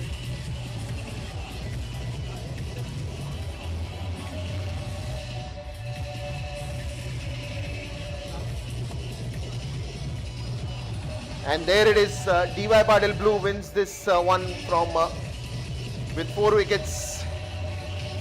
And yes, the handshake, Bhupen Lalwani there. And all the players coming. Was a good contest to watch between the two. But then again, in a game of cricket, only one team wins. And today it was D.Y. Patil Blue. And in the first game that we witnessed in D.Y. Patil Stadium, it was income tax, which happened earlier in the day. And now the home team celebrates this victory at home. Let's look at the wonderful logo once again and the wonderful sight which videographer leaves us and calls it the end of day one. And we will meet you tomorrow again.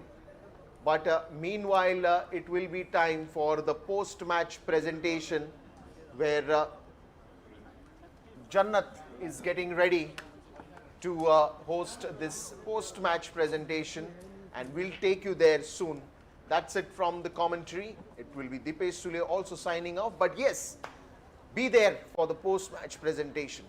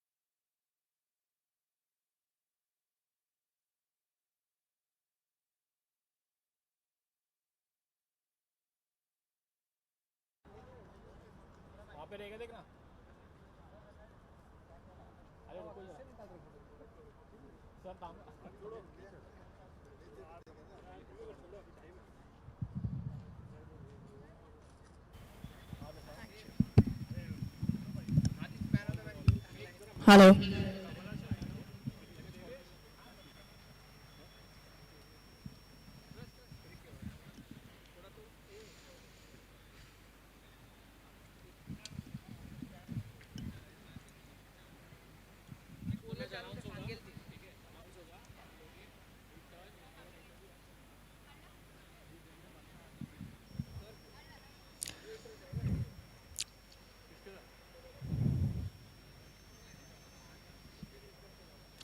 Good evening and welcome to the post-match presentation of the 20th edition of the DY Patil T20 tournament.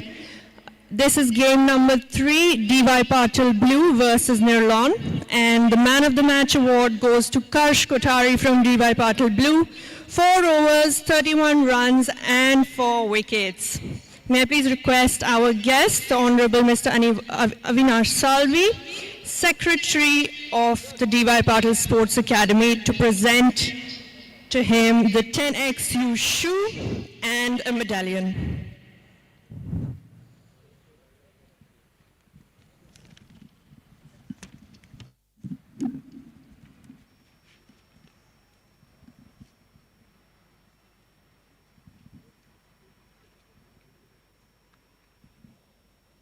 Hello, Karsh. Firstly, congratulations. Splendid performance with the ball. In a format where margins are so small, you made a big impact today for your home team as well, DY Patil Blue. So, congratulations. And I just want to know, what was the chat between you and the captain today? Basically, Shashank wanted me to bowl basically a lot of dot balls. He didn't want me to go for runs, so that helped me a lot. And today it was lucky for me. I got 4 wickets and it went my way. Just today, we also saw you lead one of the sides yesterday in one of the tournaments, and you also took 4 wickets there. So you followed it up with 4 more today. So ये momentum है, कुछ अलग खा रहे हो या कहाँ से आ रहा है ये motivation? This is everything for DY Patil. They have been behind us, so this is all for them. Just perform for them. Lovely, and I hope and I have faith that you will keep performing for DY Patil and other tournaments this way.